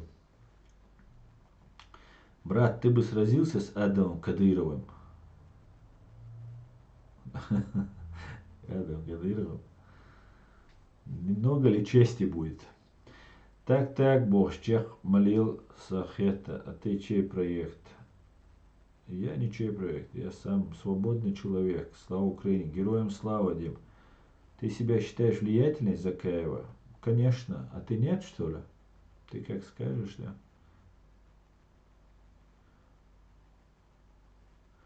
Пригожин купил билет Кадырову, Кобзону.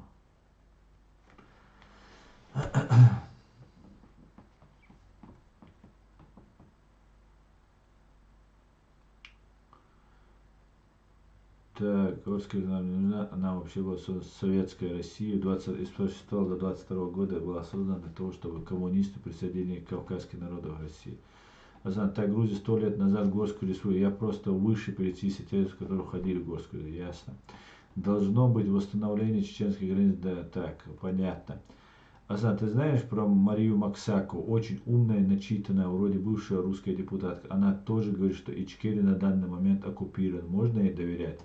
Я не знаю, можно ей доверять или нет. Гарри Табах с ней очень часто проводит стримы, но смотреть на нее можно очень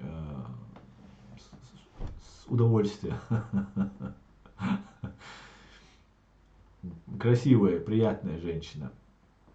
Что проиграет вместе с ней. Что ты взял, что проиграет вместе с Чечней? Откуда такие упаднические настроения? Что меня и разозлило?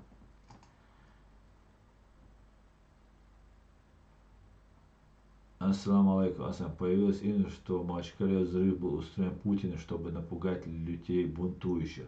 Алейкум ассалам. Нариман, ты имеешь в виду тот взрыв, который произошел около заправки несколько недель уже, месяцев назад? Ты про это говоришь? А ну напиши мне. Я не удивлюсь, если это так. Если это так, это нужно этот вопрос поднять.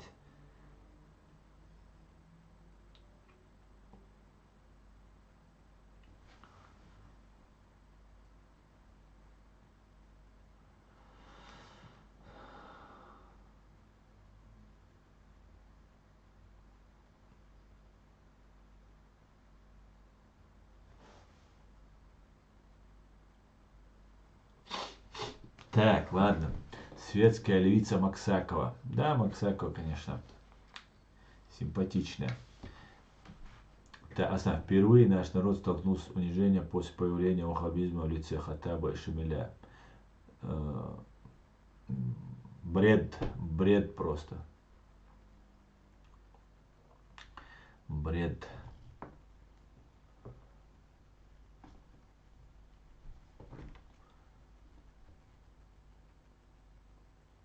Так, друзья, не ругаемся только, пожалуйста. Хорошо? Сколько у нас сейчас время? О, мы уже 1:40 в эфире. Ничего ж себе.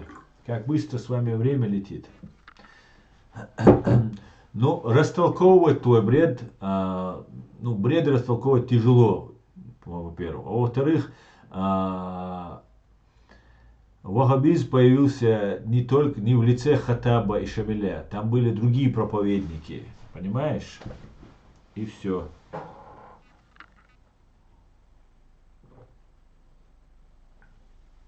Может, ты видел видео, где Шамиль Басаев выступает там с трибуны и рассказывает, что он уже все решил принять их идеологию, ваххабизм, и пришел к ваххабистам, зашел к ним, и они не встали перед ним и продолжили читать Коран. Он зашел, они не приподнялись с ним.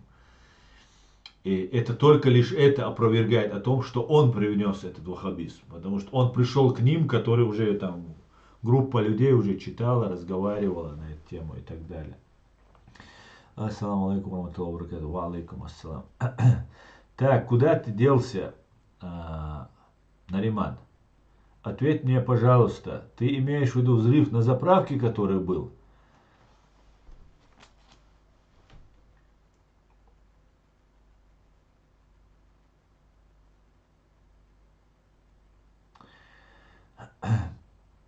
Сенсация, потом поговорим. Как армяне захватили азербайджанские земли с помощью России, так и аварцы и так далее захватили наши земли, за спиной России вернуть должны то, что прихватили.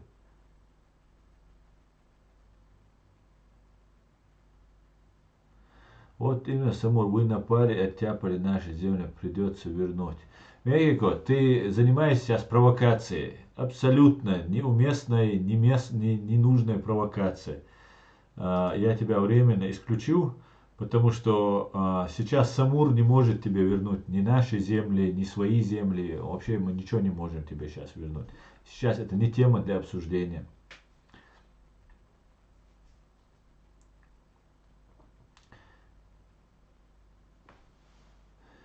Когда в нашем народе было побивание палками чеченцев до появления ваххабизма? Я не знаю, когда было, никогда, по-моему, этого не было. Но ты говорил, что это Басаев сделал, Басаев принес это. А я тебе только что привел факт, что Басаев сам приходил к ним и даже хотел присоединиться, но так как они не встали, когда он зашел, и не проявили к нему уважения, он подумал, что это не очень уважительное течение, и поэтому он как бы не согласился с ними. Поэтому вот такие вот, да, дела. А то, что там палками, я категорически против, чтобы били кого-то палками. Да, может, на войне, в отряде, там какой-то порядок, правила должны быть, там хоть отжиматься, хоть подтягиваться, хоть бить палками, заставлять там за провинность, сажать там, я не знаю, на гауптвахту, еще что-то. Это все может быть, но к гражданскому населению это не имеет никакого отношения, не должно иметь никакого отношения. Если бухает или там употребляет наркотики, еще что-то, лучше это штраф, если это запрещено в этой стране, то лучше штрафовать. Главное, что флаг у вас американский. Совершенно верно. Это главное. Остань, этот тролль зашел, да, по всей видимости, Симон.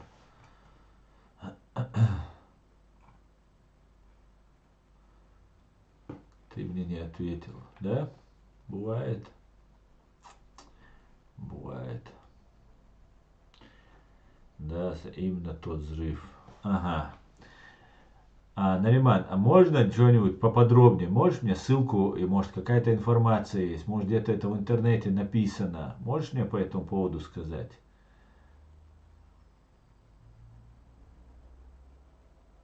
Палкам бить традиции больше потом как раз таки как арабы спокойным по менталитету. Ну,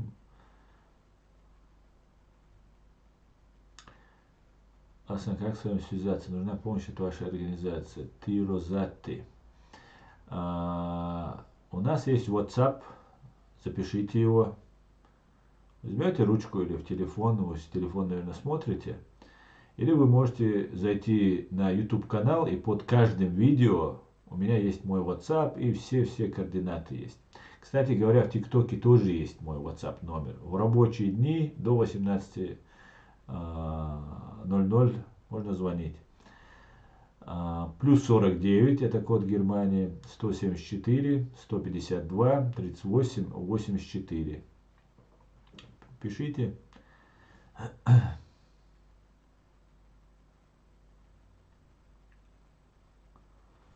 Хорошо, Ваша, я напишу вам на WhatsApp. Мегарду, сенсация. Только почему ты со мной на вы сегодня? Сенсация, да. Для них Ермолов герой, а человек, защищающий свою землю, ваххабист, террорист. Ермолов это самый настоящий террорист.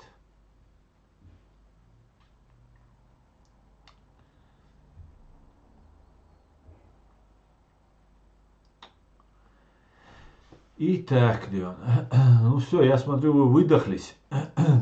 Вы уже устали.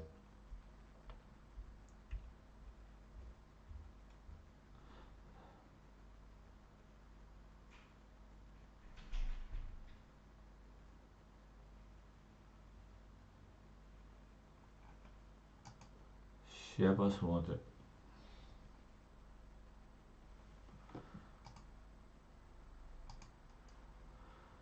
Так, Хорзум, ты тут? Я подписался. Я выдохся. Все, тебе надо отдыхать, Леон. Розати, пишите на WhatsApp только, хорошо? Так удобнее. Ассаламу алейкум, алейкум ассалам. Объединиться вокруг президиума и Дигова и нашу, это будет ЧДП и нашу, у нас есть реальная законная власть, всем нужно объединяться вокруг президиума. А мы так, мы все патриоты и сторонники. Другого выбора у нас нет. Альтернативы нет. Другой альтернативы нет.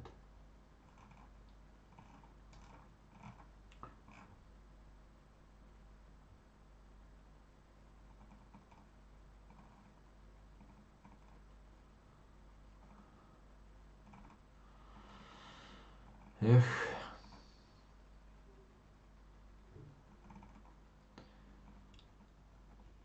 Друзья, не рассылайте вы нашу ссылку на наш стрим. Вала ушазна от ули бобхагло ергнерш халианаса. Я уже не соображаю, вы то он, я прошу прощения заранее. Вы, ты, он, я. Сенсация. Тергал Мавия из сон Мелухи Энчул, да, я его давно исключил, он здесь столько полезным, он мне информацию сливал, он мне там подсказывал, не знаю, насколько достоверно он там информацию мне сливал. Это человек, который находится дома, абсолютно, короче, их человек, да. Поэтому нет его, все, умер он. Зачеркни его, вычеркни его из памяти.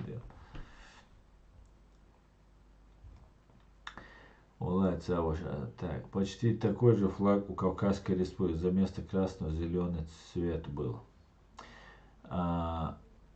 Боровой анонсировал несколько раз у Дашевского, украинский несколько канал, стрим Заки. Давайте их блокировать и зайдя предлагать полиграф. Боровой тоже мутненький оказывается, да, мутить начинает Боровой, да, а я немножко даже верить ему начал. Ну, знаете, я верил не Боровому на самом деле, я верил Новодворской Валерии Ильиничне. Аслан, мы, да, это так, но ЧДП это сильное подспорье для президиума. Дело в том, что ЧДП сидит и фантастически выдумывает сказки, абсолютно юридически неграмотные сказки про какие-то решения президиума Аяда и Дигова, там, абсолютно натянутые, вообще, абсолютно бобочно, что хотят дойти. Просто не говорили они все, и причем сейчас бешбацию, ЧДП, Кич был на хабу, ну просто какие-то люди туда пришли, такие, и давай Конституцию обсуждать, это, третье, десятое, просто... Сейчас использовать деш дуй гуще атапе нахсун цара и хунду. Ну да ладно. Ладно. Чеченская республика, он хочет продвинуть ЗКУ США, говорит Шамиль Хайван. Ну, значит понятно, кто такой Боровой Дион. Боевик Боровой Дион.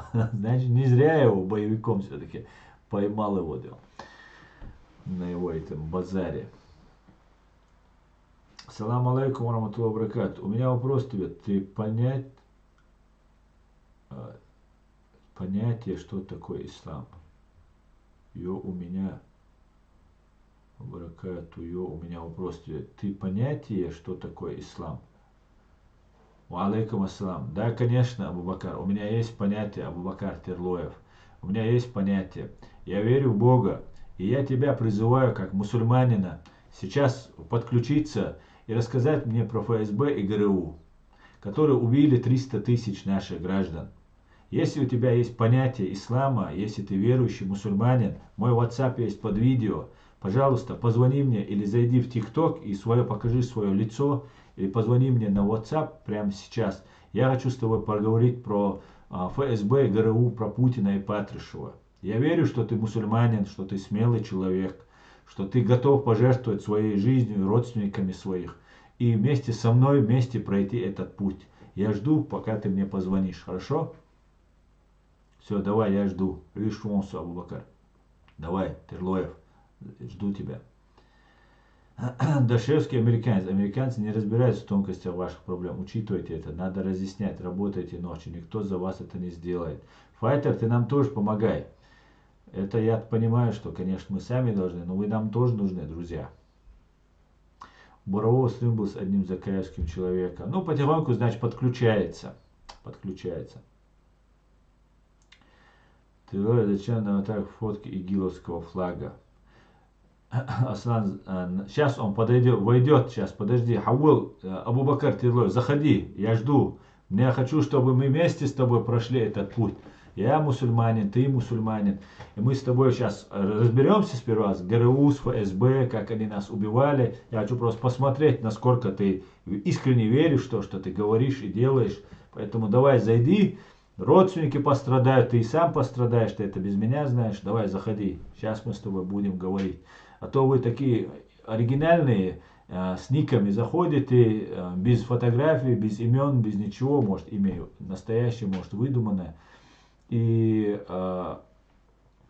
учите меня, как мне что делать, как делать. Давайте, я хочу проверить вашу искренность. Давайте, парни, я вас жду, заходите. Ислам это покорность Аллаху. Дашевский не американец, Дашевский мага. Дашевский американец, хоть и мага. Так, весь мир демократии нас кинул. Джигит, демократия это народовластие. Когда в мире еще был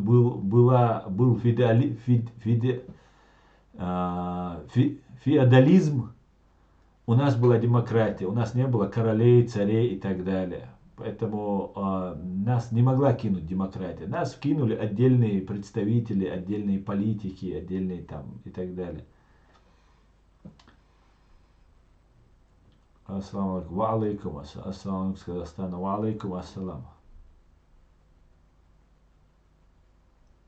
Так, Мичуагаро, Абу-Бакр, Ауэл.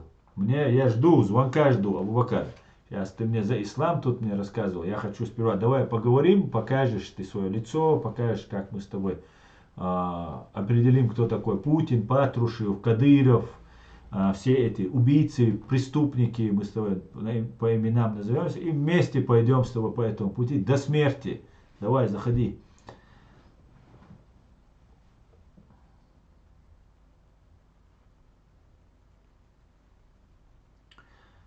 Россия, торнадо. Дал гыллак уэль. Россия мел язык.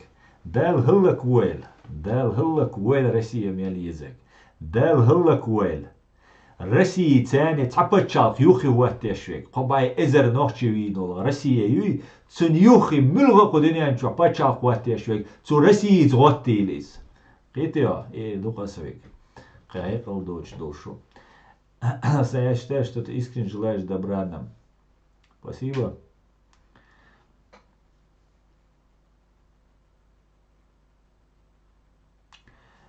Сенсация.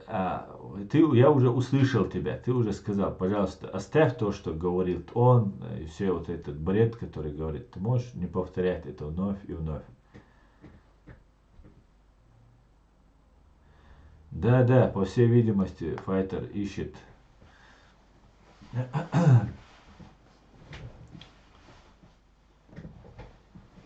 Но ты ошибаешься насчет демократии.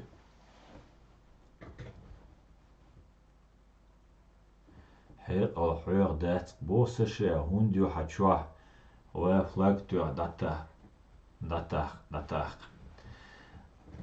Торнадо, квертана образованный ват, джиму, китам бо чуинца, цундел дюйца асюги дюйцэг. Россия тяне Америк нисия шуа. Сабайр цабал бат, сола чох, хумнах кит чубоя, хачувала ФСБ ГРУ яйца, хайюах гойч, хайце гойч. Царин преступления шиица, ас юйцон. Да бош, просто от эйчани, воло. Давай хайгергал нахаллак бойч, цахиза бойч, хуи уич так. Суицания дава хачувала. Дюйцер дуэшим. А то просто сон, болтать да, чували, делелек, уэлэр, дик онры душу. Дик онры хульшу, да, чадерша. А юхи даючхэ нашу дэц. Дэц, санаметти дэчу. Кито митинг, комментарий я же би дэчу. ФСБ язык был. Амин я Аллах, амин. Шиен де докант июэттил. И ФСБ и языка, и ГРУ языка. Амин. Не смешивай мух, котлет в одну кучу, да? Ein цегуак цедуич. Атни наксана язам комментарий язо харне дабас. Геш чвала сун чуал хари вожи альца резко чу. Хочу вала. هو ميلو حيفوا ميلتي غرج على سونيوخي دعوات وشين دعايتا سو قلوالش نيسويش بيرق دع يوقش هذا دي شوم دوايشمو هو دواي اصلا سعودية ثاني دكان سا دعوون دعيق بيرق سو دواي حول تاق искренне ولا честный ولا خبرش مديد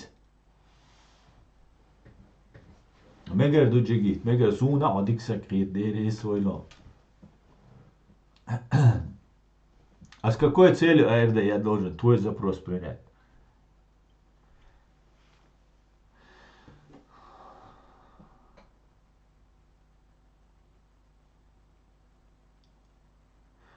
Абу-Бакр, ну зайди, покажи, как ты подчиняешься Богу. Все, я тоже Богу подчиняюсь. Все, кто верит Богу, то подчиняется. Зайди, покажи. Почему-то вы вот в этом у вас осечка происходит. Вот вы мне тут объясняете, как мне вести свою деятельность, а как только вам что-то скажешь, вас нету.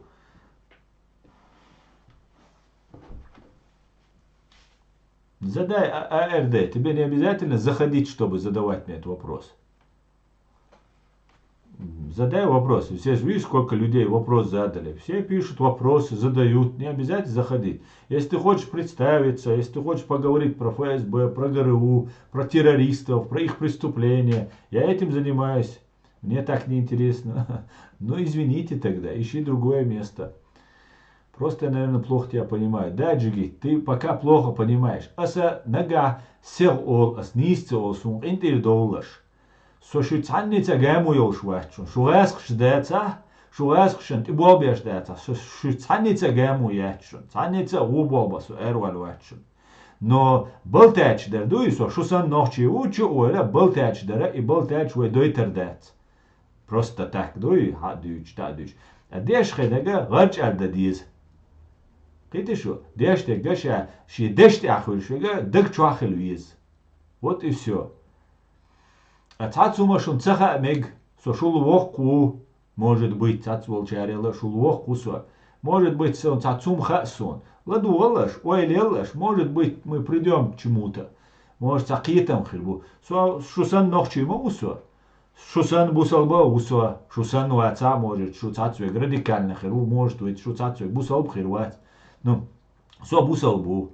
Вот а здесь тега дала хулил дотиш кусак дела ас мацадор али эцуманца ойли чу доуле о арду хабусал буй чу ян что такое ислам ты знаешь босвик харагаш столк элил шхена ислам уран амадеш исламский университет я диша душ се ламаз деш се марга копш лел сак маусо шоу шарянг халка чуич шоу за ичарянг шоу за ял шо кач сак маусо غيلقي أزدنقلي هري وجي إزم وجي أسقطوا أشلارة تلور شو دولة داك بخيت قاتل جول بتسنة تاع شو يازيش أشخل داك حون غا إسون غا إسلام هون غا إسلام بق تخيل تديز دق تخيل ديز إيه شو دق تخيل ديز بقول دايتر جازر شايت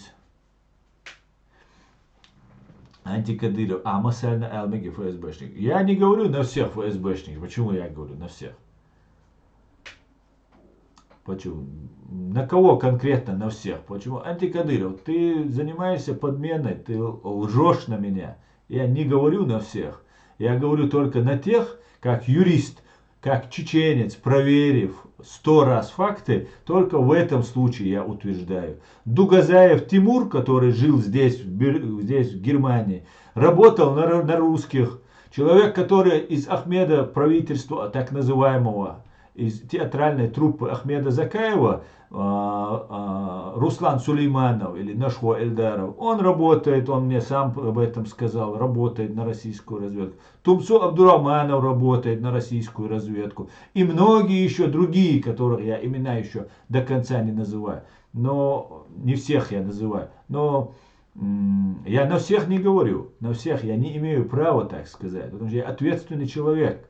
Ты, если обратите внимание, у меня в YouTube есть день недели, месяц, число и год. И также время посекундно, хронометраж идет. Всего, что я говорю, что выходит из этого рта. Для того, чтобы я мог всегда ответить за свои слова, чтобы вы не подтасовали, чтобы мои враги не подтасовали. Я специально поставил хронометраж. И я вот таким образом веду свою деятельность. Я несу ответственность за каждое свое слово.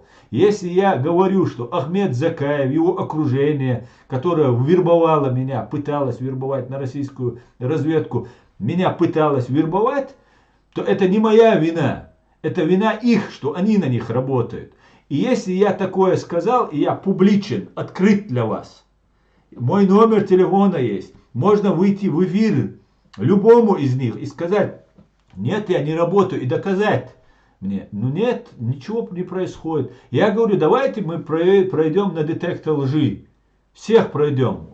Ислам Белакиев, там, кто там, Джамбулат Сулейманов, Закаев. Вот это все люди, которые ровным счетом не трудятся для чеченского народа, трудятся для чего-то угодно другого, кроме чеченского народа. Эти люди игнорируют.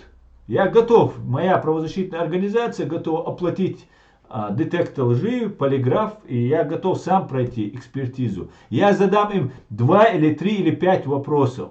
Связаны ли с российской разведкой, получают ли или получали ли от российской разведки, от российских шпионов деньги, вредили ли нашему делу, верят ли они искренне в свободу и независимость чеченского народа. Ну вот приблизительно 3, 4, 5 вопросов я готов им задать.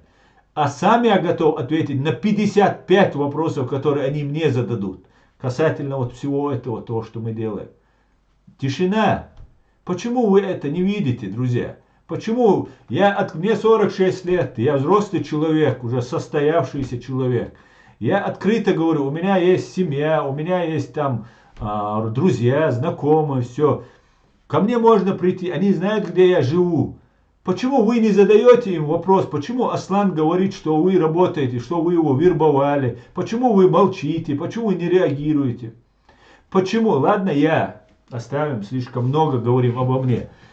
У нас есть люди, которые рядом с Дудаевым стояли, с первых дней стояли рядом с Дудаевым, занимали высшие должностные посты в нашем государстве. Аят Эдигов, много других там людей, которые фамилии я не буду называть. Эти люди приводят доказательства, что Ахмед Закаев и другие лица подписывали с Россией документы, где указывается, что Чеченская республика это часть России. Это предательство, скажите мне. А лишь Кутаев Руслан, который сейчас Горскую республику мутит, там 3-10 делает, это российский человек. С ним Ахмед Закаев заигрывает, с ним он коллаборационирует, вместе с ним соединяется. Это нормально для вас? Почему вы это не видите?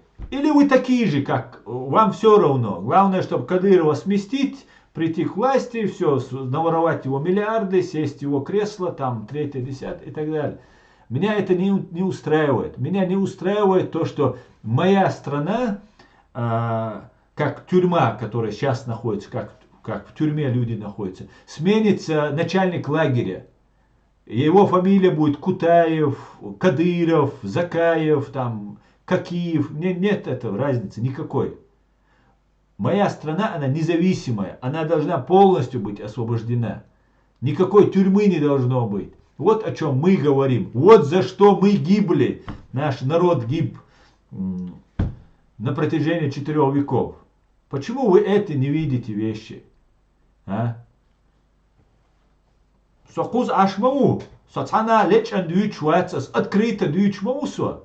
Хунцабол связи. Если человек хочет стать лидером великого воинского чеченского народа, воинственного чеченского народа, если такой человек, его обвиняют в связях с Россией, не только я, а президиум с документами, Аят Эдигов, есть воззвание, есть еще в 2009 году об этом объявлено.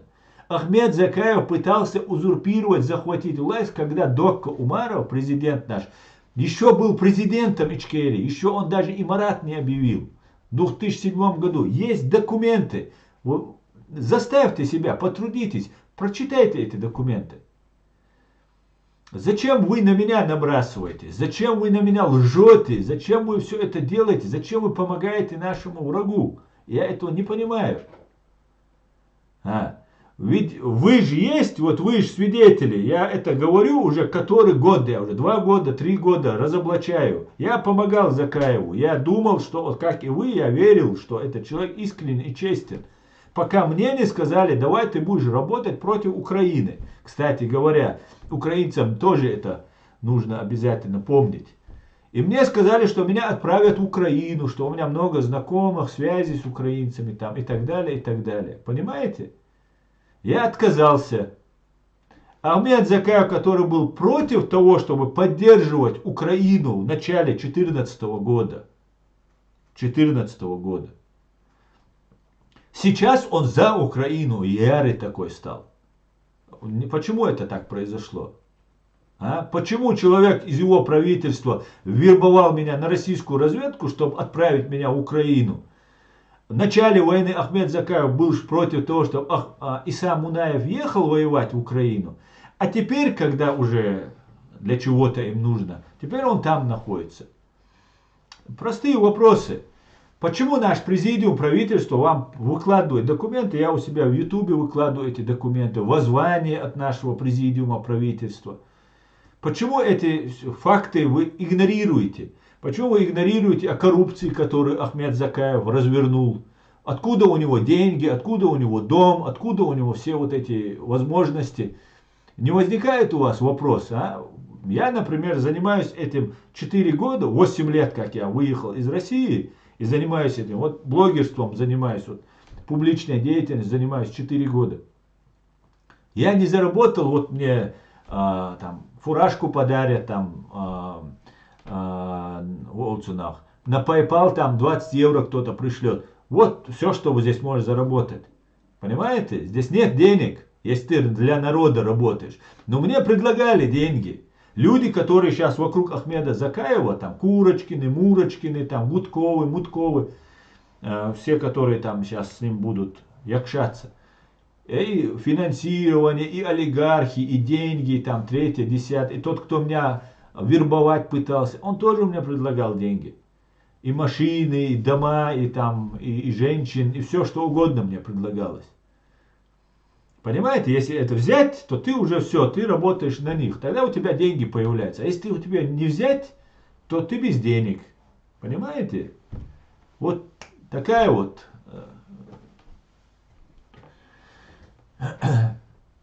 Зачем удалять неудобно? Ни один вопрос не удален. Я сижу, вот просто с тобой разговариваю. Сунамца шумуду.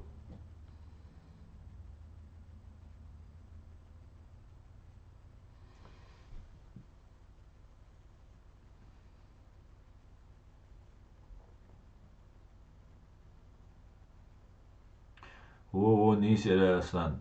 Ол Шумдук, скажи, кто ты, я скажу, кто твой друг. Да, оставь, пускай. Терлоев, ты так зайдешь, подожди, ты мне тут рассказывать. Закаев опасен для моей Украины, говорит. Абсолютно, Луц, абсолютно. Я вам со всей ответственностью прямо под запись. У меня здесь в YouTube идет запись, вы в любой момент можете увидеть это. Абсолютно для нашего антиимперского дела этот человек представляет, и его вот это окружение представляет угрозу. Там есть абсолютно искренние люди, которые верят в то, что этот человек искренен. И это я знаю. Есть там такие люди.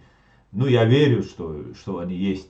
Потому что я сам верил, что этот человек искренен. Пока мне и были моменты, в которые я должен был сомневаться. Были моменты, что его из окружения люди, которые связаны с кадыровцами, с мудыровцами здесь. Но мне объясняли, что это нужно, там какая-то работа ведется, там какие-то там английские спецслужбы, немецкие спецслужбы, там что-то там какое-то мощное. И ты сидишь, думаешь, ну я-то ничего не знаю, я-то только пришел, ну наверное так нужно. Хотя я им говорил, что связь с ФСБ или ГРУ, она ничего добру не принесет. Это я знал для себя. Я говорю, я в этом не участвую. А потом мне уже прямо сказали, Давай, вот мы тебе машины, деньги, все у тебя думают. И еще у них был, как бы они полагали, что какой-то там меня компромат у них есть, что я там какую-то там ингушку там, что-то там, что-то. Никогда этого не было, близко к этому, в голове даже этого не могло быть. В принципе, и я не знаю, почему они на это пошли, но вот они сделали это мне предложение, да, и сели в лужу.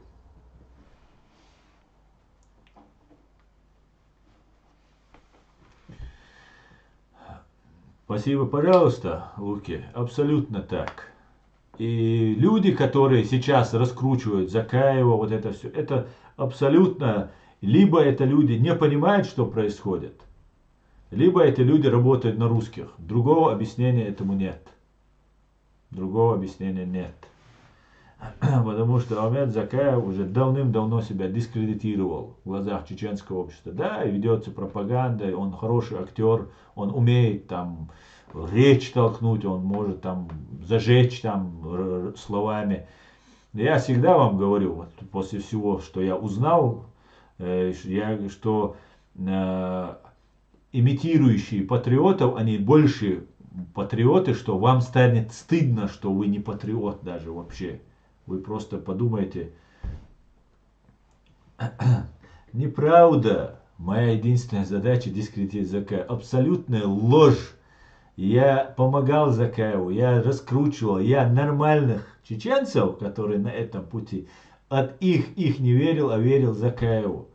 И поэтому ты лжешь, что я дискредитирую Закаева. Я призываю к детектору лжи. Давай, приведи своего Закаева. Скажи, чтобы сел на детектор лжи и проверил. Пускай весь мир увидит. Давай и меня проверим, и его проверим. И всех тех людей. Очень много там не просто вот эти вещи, там много чего можно. Знаете, когда я поговорил с одним уважаемым чеченцем, старым чеченцем, опытным чеченцем, и он мне сказал, расскажи мне, как ты понял, что Закаева, вот ты топил за Закаева, у меня есть видео, я везде за Закаева, на марше с ними ходил там, все из своего кармана тратил, никаких денег не получал, ничего. И сказал, расскажи мне, как ты познакомился и как ты понял, кто такой Закаев. Ну, я все вот как вам сейчас рассказываю, но более детально, подробно все рассказал. И он мне сказал, хорошо, что ты понял, молодец, тебе повезло, что ты вовремя все это понял, и ты отошел от них. И он мне сказал, знаешь, ты не первый, который такие истории попадает. Но я первый, кто об этом публично вам всем заявил, что больше никто не попадал. Вот и все. Вот и все. Да, наши журналисты берут у него интервью, его много становится. Лаки, знаешь, в чем проблема? Ваши журналисты не задают ему вопросы. Они его не спрашивают, а почему ты вот это сделал, почему ты то сделал, почему ты подписывал документы с русскими о том, что Чеченская республика не Ичкерия, а просто как русские у них в Конституции написано, Чеченская республика. Это предательство. Назвать Чеченскую республику Ичкерия, подписать с русским документ Чеченскую республику Ичкерия просто Чеченская республика, это предательство. Самое настоящее предательство интересов свободы, независимости, борьбы чеченского народа. Никто не задает, украинские вот эти журналисты, которых там на этом его вещают, ну просто я не знаю. Ну да ладно. Да, совершенно верно. Он ушел на передачу Невзорова 60 секунд. Давай тара. Закаев хороший демагог, да.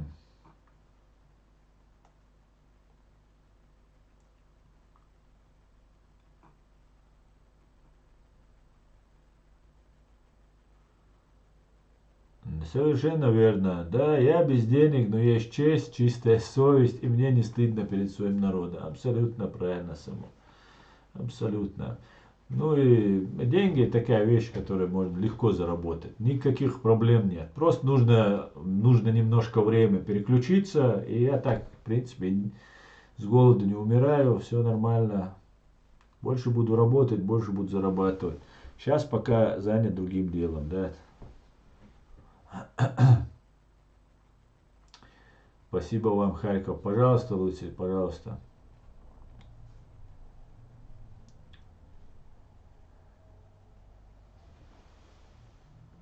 Ицевича мы и так знаем, Эмилу. 13. 13. Вы-то знаете, а я не знал, и многие чеченцы не знали. Ну вот.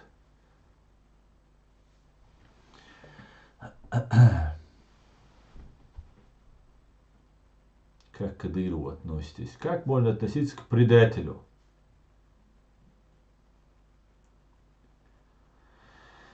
Да.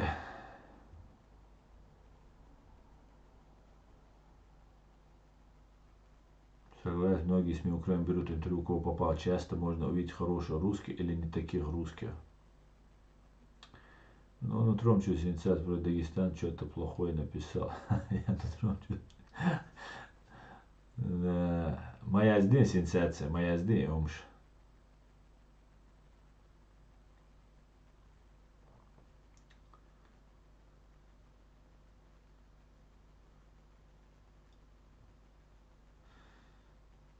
Асан, ты бы согласился работать на ЦРУ или ФБР, мне говорит, но чуть-чуть. Я согласился бы работать на его величество господин чеченский народ. Это все, на кого я буду работать. Я независимый правозащитник, и им останусь до конца своих дней. Устраивает ответ?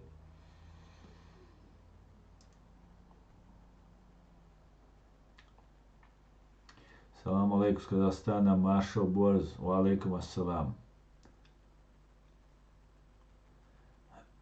Чужды, хахиц динчур эрвейлерон. Алло, айн тобдай личалить юламаз ицла. Ты только что вылетел из ислама.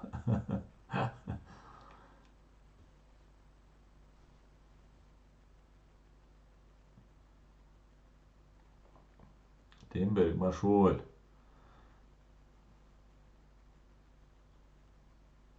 Ну и вопрос, Каслан, как к Дырову относится? Почему флаг такой? Куда этот мир катится? Да, это просто уже я начал говорить про Закаева и сразу заскочили, начали отвлекающие делать. Не получится у вас сделать из Закаева лидера чеченского народа.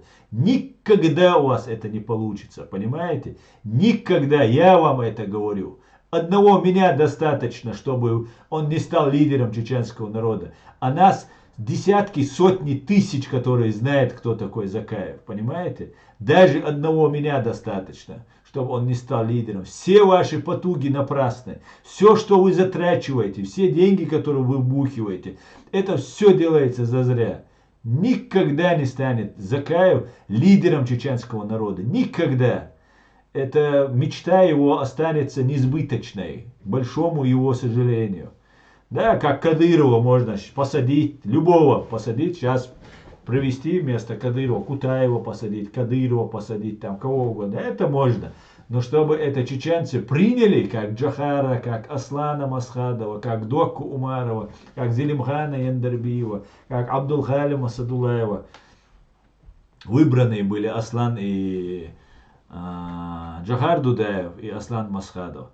Вот что будет.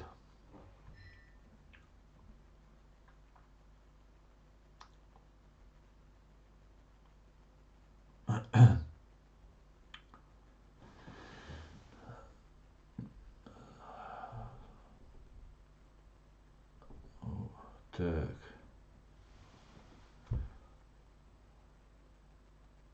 Закаева, так, что с ним не так? Ладно, сейчас. Все, Закаева я уже 100 раз обсуждал, хватит уже. Да, агент Америки все знает, Аслан. Как вы засуетились, сразу заходить начали, сразу начали быстро друг другу. Смотри, что он говорит.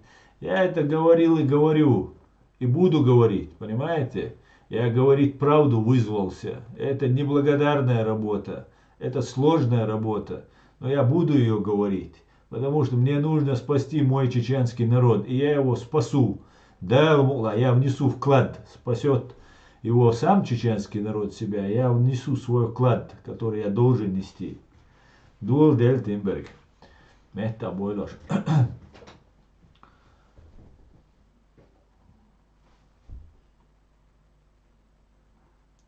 Я намного младше. К вам на ты или на вы лучше обращаться? Справедливый человек. В чеченском народе, в чеченском языке нет обращения к одному человеку на вы. Мы обращаемся всегда на ты. Нету ни королей, ни царей, никого нет лично. Ты есть ты. Мы все равны. На ты, конечно. Бывает, если ты хочешь подчеркнуть, чтобы другие поняли, что ты уважительно разговариваешь, да, можно сказать на вы. А так, ну, потому что если мы на русском говорим, а в другом случае абсолютно на ты.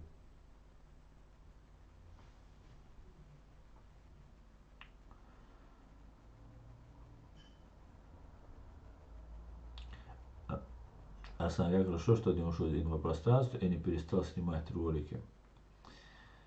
Не знаю, хорошо это или нет, но им не понравилось справедливый человек.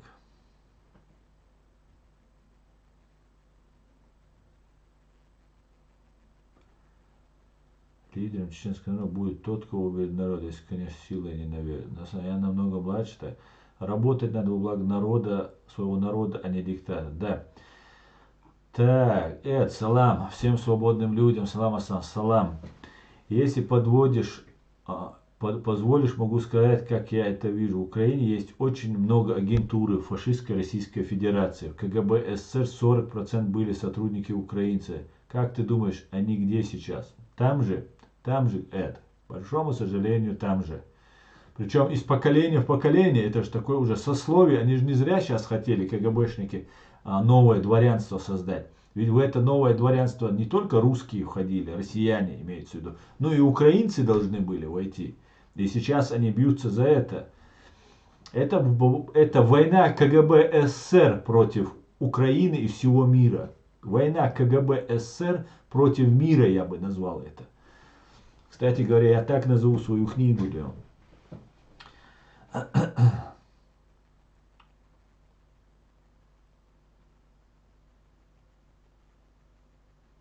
Поэтому США не дает в полном мере вооружения, опасается, что может попасть в ФРФ. Да, совершенно верно. Именно, наверное, поэтому и есть.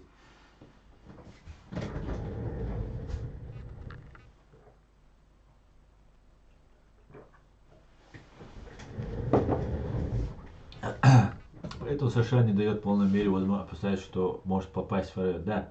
Иврите тоже обращение на ты. Главное интонация, какой обращаешься. Да, интонация у нас тоже большое значение имеет. Это правда.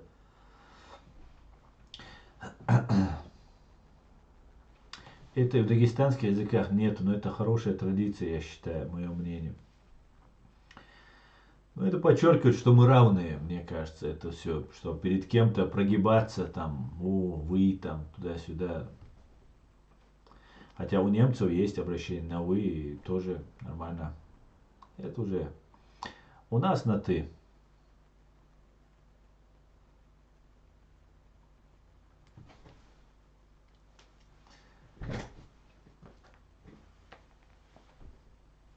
Аслан Масхадов сказал про Закаева, и этого вполне хватает. И Масхадов сказал, и Басаев сказал, и все сказали, и живые до сих пор, которые сказали, и которые погибли, сказали, и Басаев говорил, все говорили.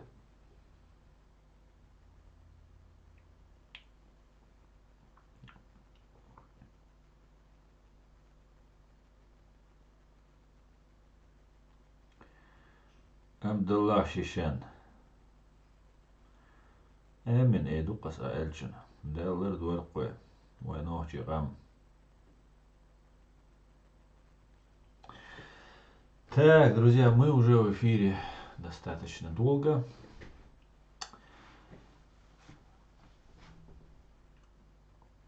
Весь Дагестан, Басая умный был человек и воин. Да, Басая был очень умный. Он был проницательный парень, конечно.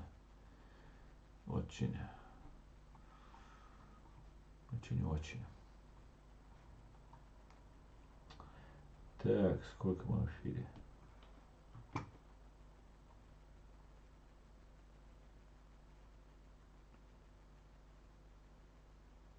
Два часа, 25 минут. Аллах рейс ходил, но открываешь глаза. Что многим открываешь глаза. Масана Хойхуанде рейс. Басая был один из лучших. Да. Друзья, я тогда поставлю, закрою, завершу свой стрим. На этом спасибо, что смотрите, поддерживаете. Я думаю, или в среду, или может быть даже завтра на чеченском языке постараюсь выйти в эфир. Будет завтра на чеченском, наверное, будет. Или же, да, Хамзат, совершенно верно, подольше чуть-чуть. Всего самого хорошего, спасибо, что смотрите, спасибо, что поддерживаете. Слава Украине, все будет Ичкерия. Ну и все вместе, любители американского флага. Господи, благослови Америку. Адикер маш оль бюс декалерхшу масера, дел алш дойхшу. Всего самого хорошего, друзья, спокойной ночи. Слава ЗСУ!